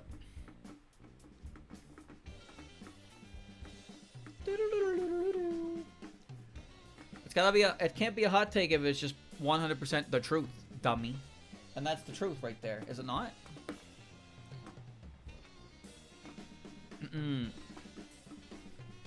People wanted PC98 characters to come back after they showed that Zun showed that he could do that with Alice. He did it with Alice, and then he did it with Yuka later on. And it was like, oh, he can do it. Is he gonna? And then every time, there's always something, and it'd be like, oh shit, that means Mima's coming. But Mima never came. Mima never came. It's just a meme, bruh. Dayusi. What about Dayusi? What is my Dayusi opinion?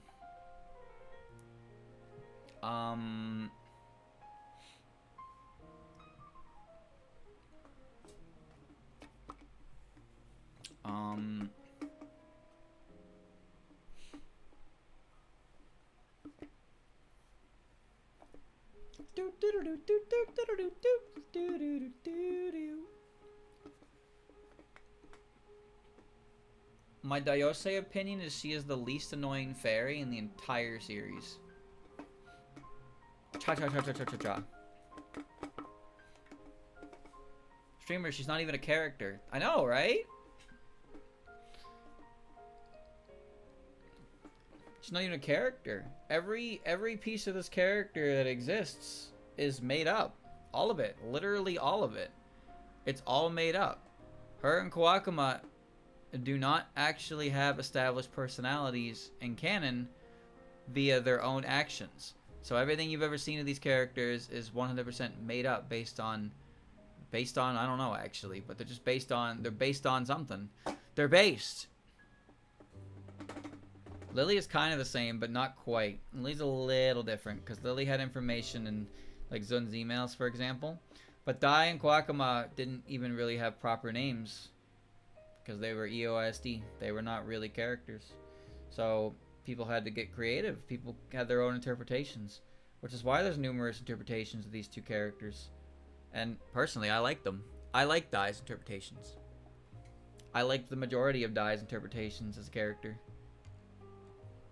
But, you know, you can't really bank much on Canon with this one because she is, as far as Canon is concerned, Daiose is not much more than a stage enemy who happens to have a health bar. Or a visible health bar. Okina recently received confirmation that she's mischievous. It's not as recent as you think. And that same explanation for Kawakama was also given to Daiose. And again, these were things that were given to them like 20 years after the games had already come out, and these characters weren't really characters. So that, what you're referring to is just a blanket statement that Zun put out because people keep asking him questions. That's all. That's all it is. How would you describe a fairy, Zun? I would describe them as a fairy. How would you describe a demon, Zun? I would describe them as the same as a fairy, apparently.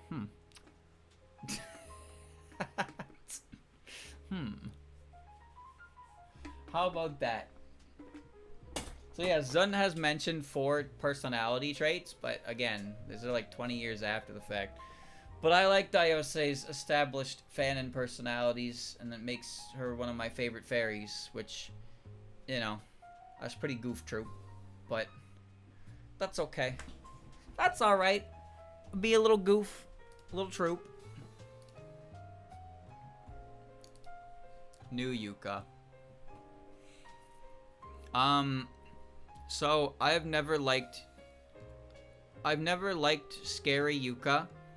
A big reason why I was never a fan of Yuka for a long time was because I just kind of assumed that she was always scary. She's not always scary. In fact, I like when she's a bit of a misunderstood sweetheart. But the majority of the stuff that you see with this character, especially earlier on, she had that dynamic with Tenchi, which was unfortunate. And for some reason, she has a pretty high concentration of fans that have a large desire to, like, be killed by her. Like, unironically, just, like, asking her to kill them. And it's, like, what? There's a difference between femdom and whatever the fuck you're talking about, but yeah. Yeah.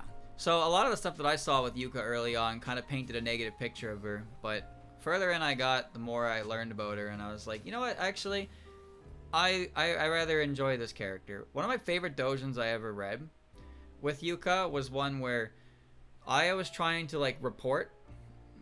I was trying to report on Yuka, because apparently she was, you know, this ultimate sadistic creature.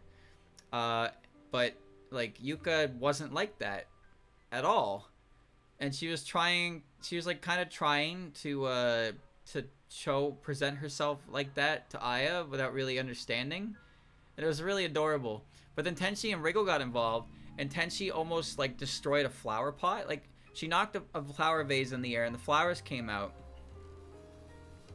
And they were gonna fall to the floor, and Yuka, like, panicking. Was like, oh, I gotta catch them. So she fucking grabbed Tenchi's jaw and, like, ripped her jaw open, like, completely unhinged Tenchi's jaw to catch the flowers in her mouth to stop them from hitting the floor. And Aya was watching it, and it was just like, holy shit, that was fucking insane. But Yuka only did it because she was like, oh no, the flowers, I gotta help the flowers. And she just kind of fucking grabbed Tenchi's jaw and just, that's that, and that was that. So that's the Yuka I like. I like the Yuka that isn't, like, mean and violent. I like the Yuka that is, like, a sweetheart, but she's scary and hard to approach. There was another one. It was I think it was the same guy who did who drew the Kogasa and Flandre doujin, but he has a couple Yuka doujins where Yuka is like a country bumpkin, and she speaks with a country accent, and, like, she approaches a fairy who's, like, terrified of her, and then she just squats down and talks to her a little bit, and it's like, oh wait, she's actually a sweetheart. But she looks really scary because she doesn't have she's not very patient with bad people. But so she has a bad reputation, but she's actually a great person. I like that Yuka. So I like the Yuka. I like the not needlessly violent Yuka, and I like the not like openly hostile Yuka. That's my Yuka. But yeah, I had a bad opinion of Yuka early on. Ichirin and Doremi. I know I had Doremi before. Ichirin, okay.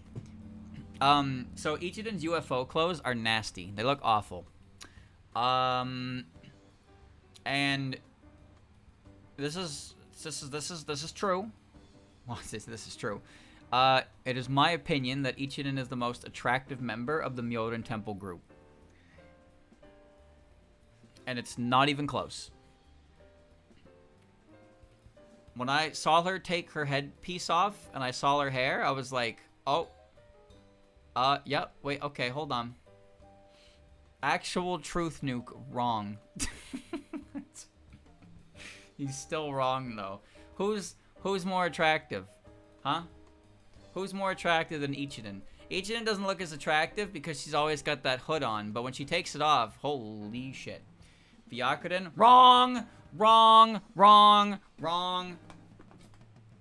You're only saying that because you saw her in her motorcycle gear. You guys are so easy to read. So easy to read. False? True? Fuck. What do you mean, fuck you? What? Unbelievable. Even show wins? No. No, no, no, no.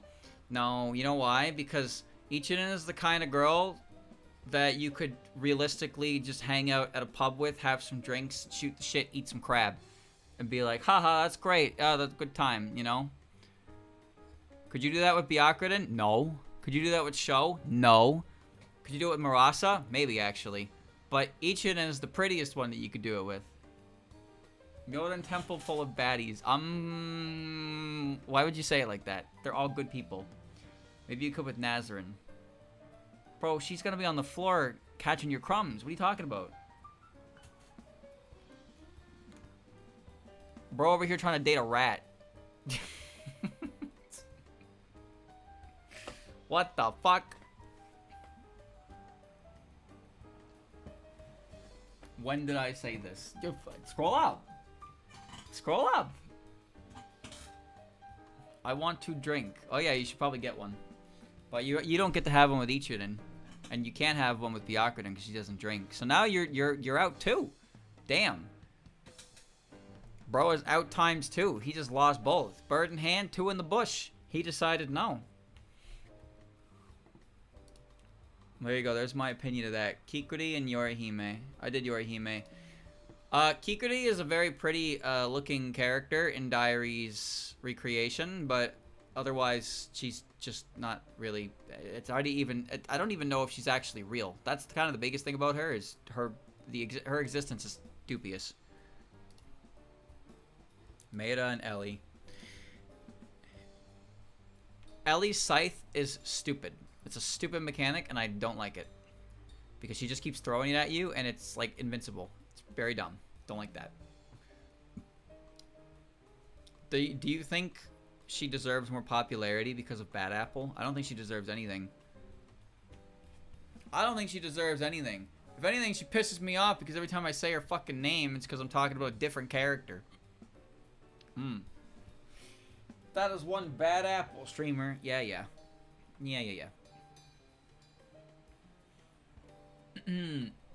Ellie's fine. Ellie's fine. There's nothing wrong with her.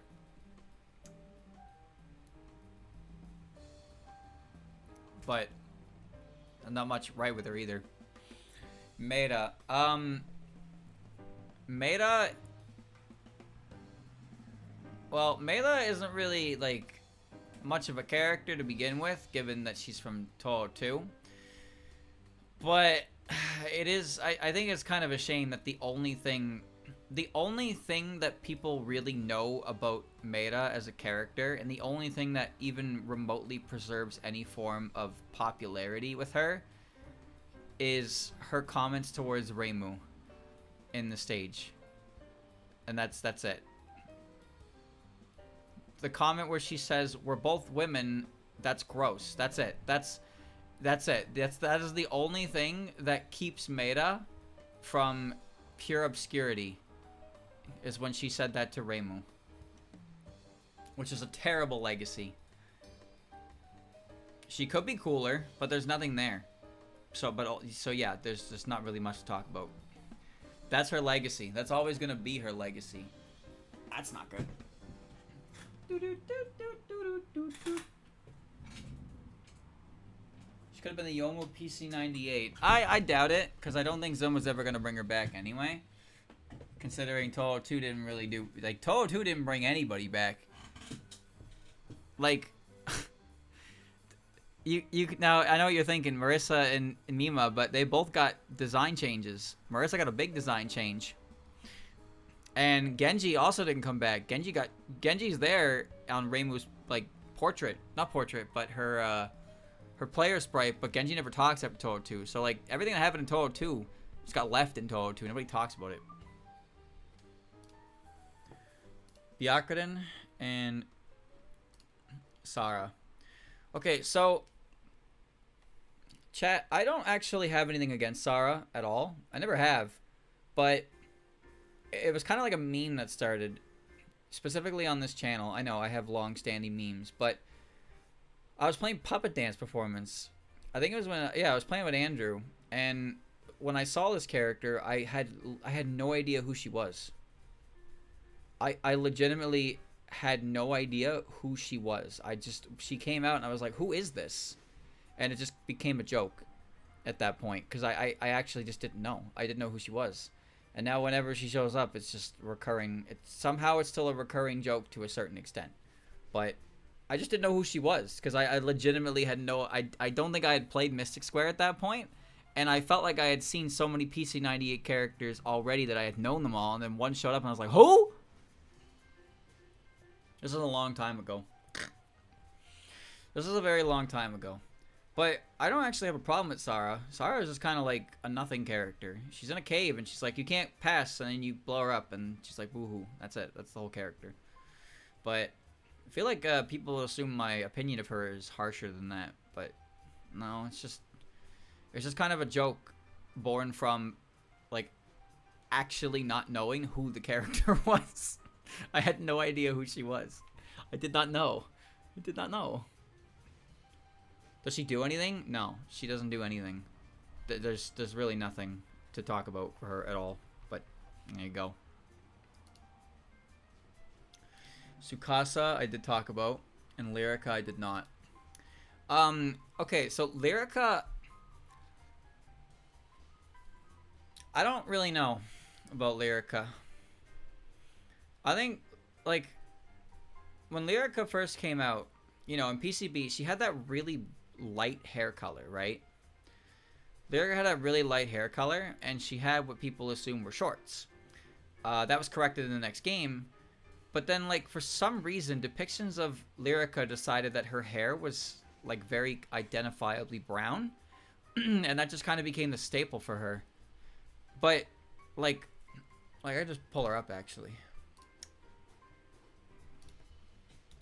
Lyrica. So, like, this is Lyrica's hair in Touhou 9, right? You see that?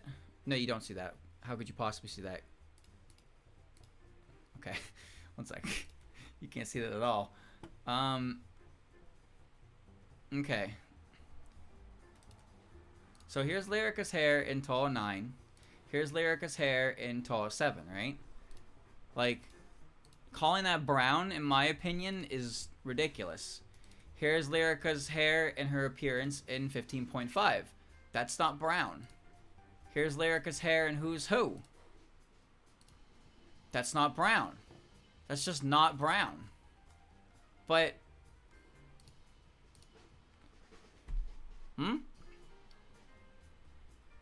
How is that? That is not the same brown.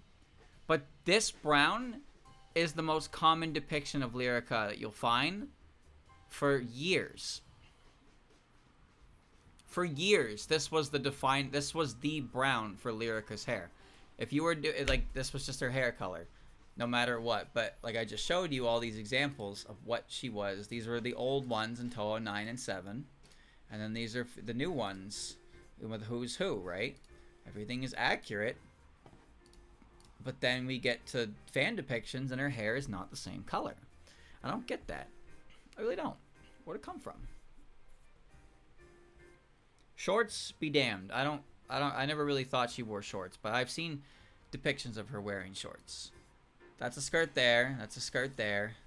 That is a skirt there, and it is a skirt there. It's always been a skirt, but like Lost Word, for example, puts her in shorts. Why? I don't know. I don't know. So, yeah. It's just weird because like her hair color is very unique. But a lot of fan interpretations of her hair are very standard brown hair. Tosaka does it too. Puppet dance performance is the worst for it. Puppet dance performance Lyrica is a boy.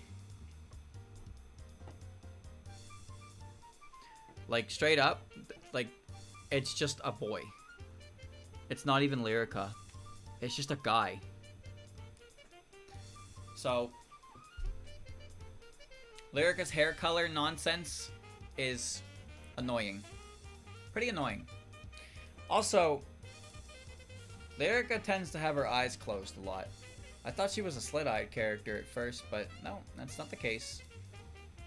That is not the case at all.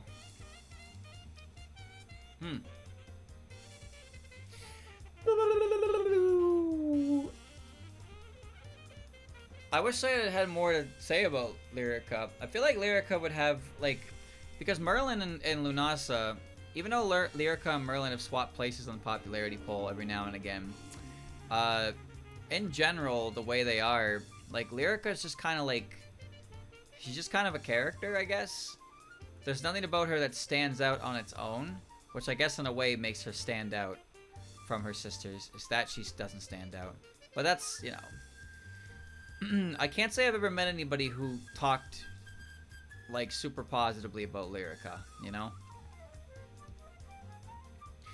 She seems like a character who's kind of doomed to always be nobody's favorite, but like you might like them because you like the Prismrivers in general, but even then they're not your favorite within the group. But who knows?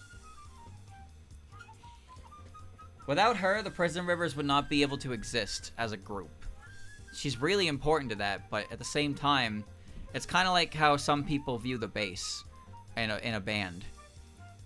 People who are ignorant to music in general will probably not pay much attention or really even know what the bass is doing, but the bass is extremely important to the whole flow of the music.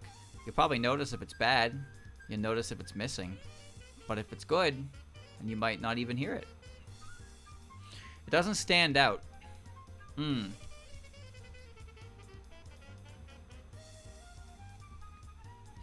The main issue is that her sisters are a lot more, her main issue is just that her sisters stand out more in a more easy to exaggerate style.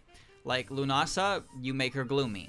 Merlin, you make her upbeat. Lyrica, what do you do with Lyrica? You gotta actually do a little more with Lyrica to make her stand out. But the other two have such an easily established exaggeration to them that you don't have to try that hard with the writing to make it clear that that's the character, you know? But Lyrica requires a little more effort to really get the character right, which I feel like is effort that is often not really done justice for the sake of the character. And instead it's just kind of, she's just kind of considered, you know, a normal character. Ringo and Saki. I don't think I talked about Saki. No. Looking at the sheet, did I not get Hikatia? I thought I did. Done all these,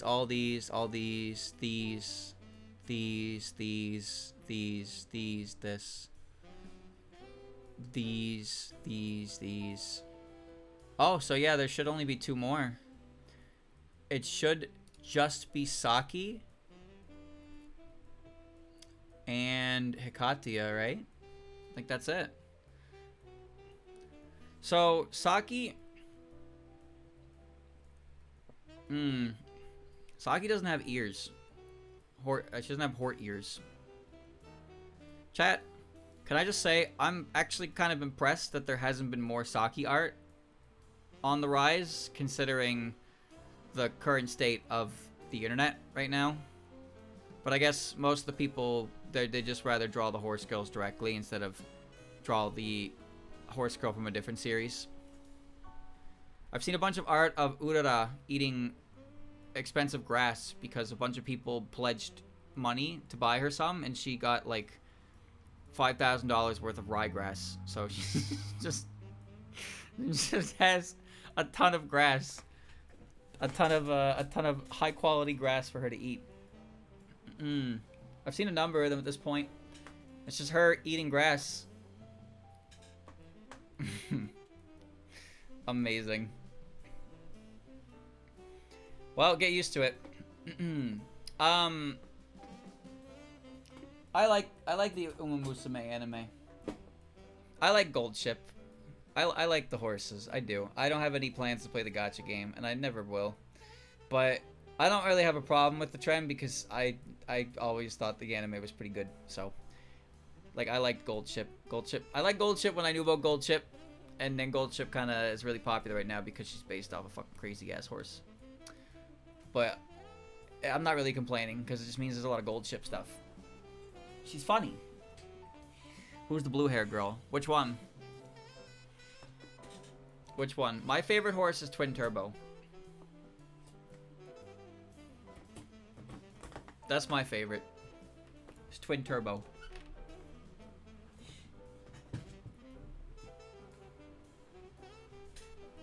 I don't know anything about her. Well, I mean, I know about her relative to the anime, but I don't know anything about the horse she's based on. She's my favorite. Her big stupid coat. Twin Turbo. That's my favorite hort.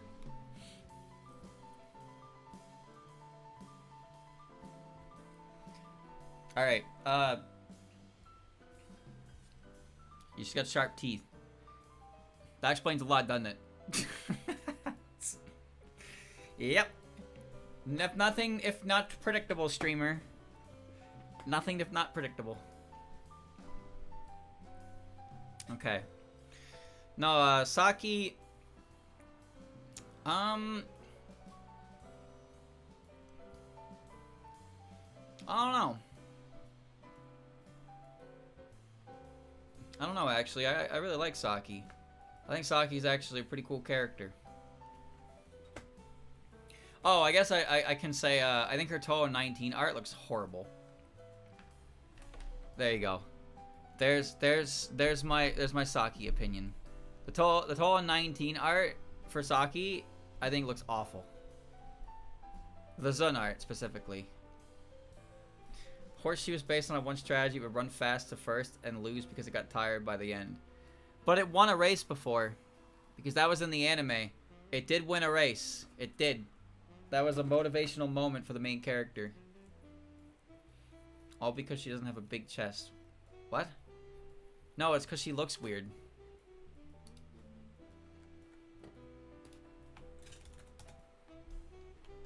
It's because she looks weird, bozo.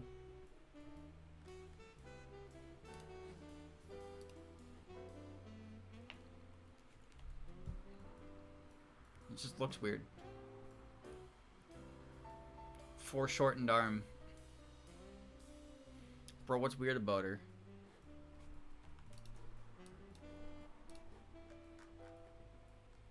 This is better. This is better.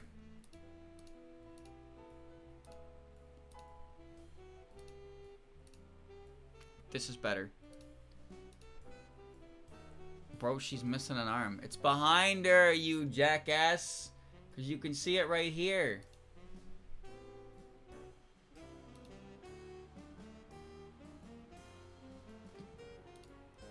How come her hair turns into her tail in the 19 art? But here, it, like, you can see like a ponytail go down to the side, and you can see her horse tail come out. But here, the hair is just like, the hair is just the tail. Also, her colors got desaturated in 19 for some reason. Her hat, look at her hat! Look at her hat! She lost a fucking gallon off her goddamn hat. This one's cleaner. This one's so much cleaner. I hate foreshortening, dude. I hate foreshortening. Foreshortening always looks weird. And the longer you look at it, the weirder it looks. But when you look at it in a vacuum, it's like, it's not as bothersome because it makes enough sense. But fucking Jesus, foreshortening is annoying.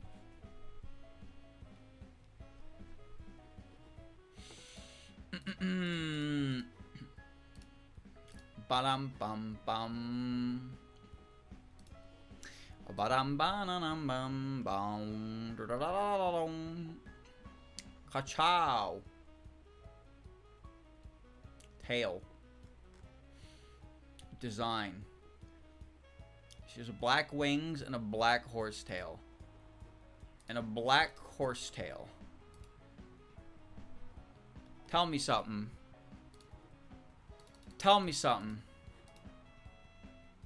Does that not look like a tail to you? Or are you telling me that her hair, which is clearly going from behind her lats here, down her side, off to the side, you're telling me that this piece here that's not connected to that is just part of her hair? Is that what you think? Is that what you think? You think this big blob here in the shape of a tail is part of this hair back here? What kind of fucking freak show is going on here? What the fuck?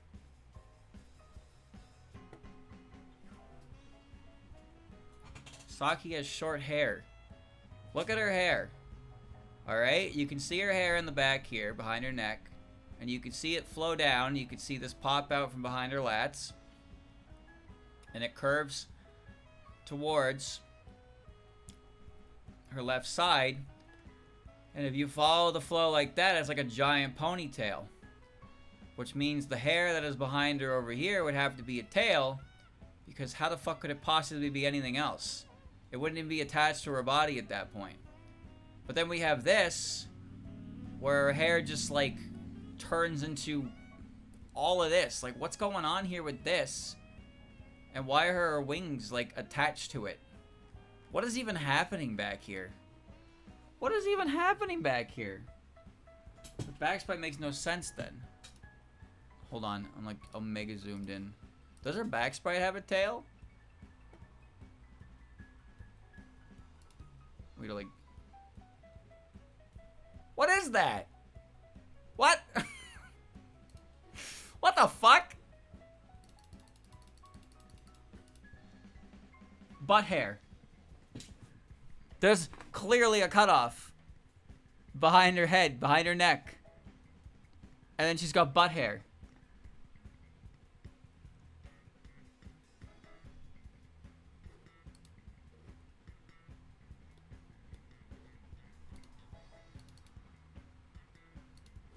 Hair goes under the scarf.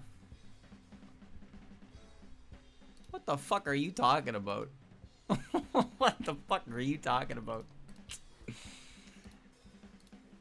Oh my god. Why am I on Yuma? How did I get here? Did anybody draw Saki? I can't even tell what's going on in that. What about this?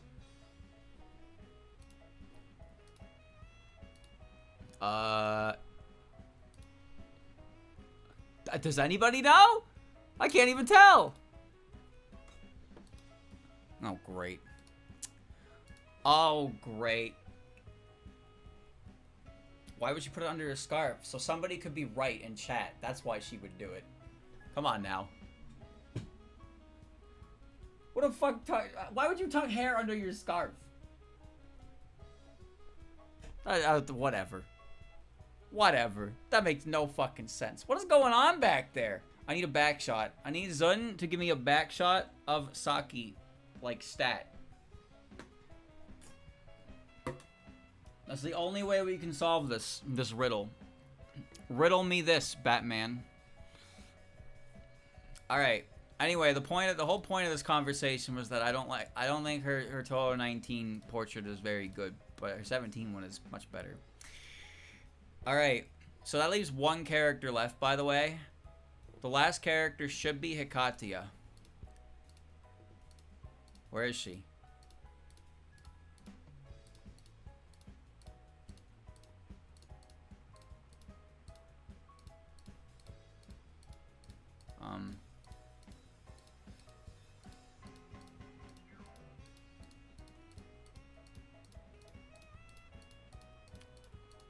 Is she gonna show up? We did it. Okay, chat, who do you think the first 10 to show up are? I mean, you can see who 2 of them are. You guys want to take a guess? Okay, well, I'll just give you Hikatia real quick. My Hikatia hot take is that she may dress really weird, but, like, it's fine. It grew on me. However, Zun's description of Hikatia is that, and that she's the most powerful thing in the entirety of the universe, is awful writing. I'm glad that she's never actually done anything to display that power, because he just decided that she is like that, and it's like, okay, yeah, sure. Bad writing at its finest. But I feel like I talked about her before. Anyway, let's see. So, who appeared in the top 10? Ringo, Lyrica, Rumia, and Byakuren. Saki and Yumemi. Tsukasa and Sara. And Kisume and Ellie. You know what would be a fun idea for a prompt, actually, chat? Hold on. I'm just gonna reload. Here's a cool idea for a prompt. You just take one of these, you smash tie. All right. We're just gonna smash tie until it's done. Hold on, maybe I can just get really fast with this.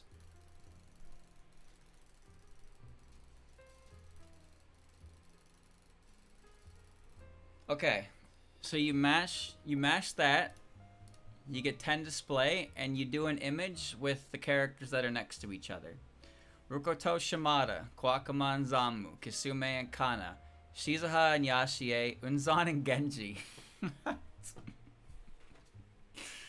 And so if you need a prompt, there you go. Just do that, and there you have a prompt. Those could be some interesting ideas, actually. Shimada could she could commercialize and mass produce Rukoto. Zamu and Kawakama, Oni and Demon. Kisume and Kana, I'm not even sure what you could do with that. Shizuha and Yashie, I don't know. Unzan and Genji, come on, that's great. That's great. So you could probably come up with some ideas like that. That could be fun to do at some point. Not right now, of course. But there you go, chat. There you go. Streamers' hot takes have been completed. It only took 12 years. So what that means is in the future, I'm going to make a Google Doc form, and I'm going to let you guys submit anonymously your hot takes. But I'll have more information on it, because I have something I want to do with it as well. And I will read your hot takes. And then, you know, it will be 100% anonymous. You don't have to reveal yourself. And we will talk about them. I might laugh at you. I might try to see the reason in what you're saying. Don't take any offense to it. It's just for fun. I'll say that right now. That's why I recommend you do it anonymously. You can stay hidden. So if your take gets absolutely bomb blasted, nobody will know it's yours. Nobody will know what's yours. But you guys definitely have better hot takes than I do. So I don't even have to like think. I just have to read your shit. I give it a resub cross. So that ought to be fun. We can do that. We can do that. I'll take some look at that. Probably not this week coming, but I'll look into it. I got a week ahead of me. I got to finish first. But yeah, that's pretty cool. I hope you enjoyed, chat. I ate hot stuff earlier today, actually. So yeah, my belly is fine at the moment. Usaga Melon for the resub as well. There looks like a treasure train is incoming, boys. Ooh, a treasure train. All right.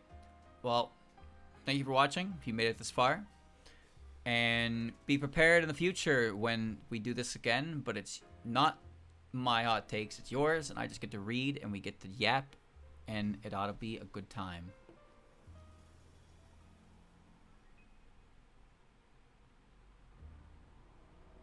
Just on the song play me out.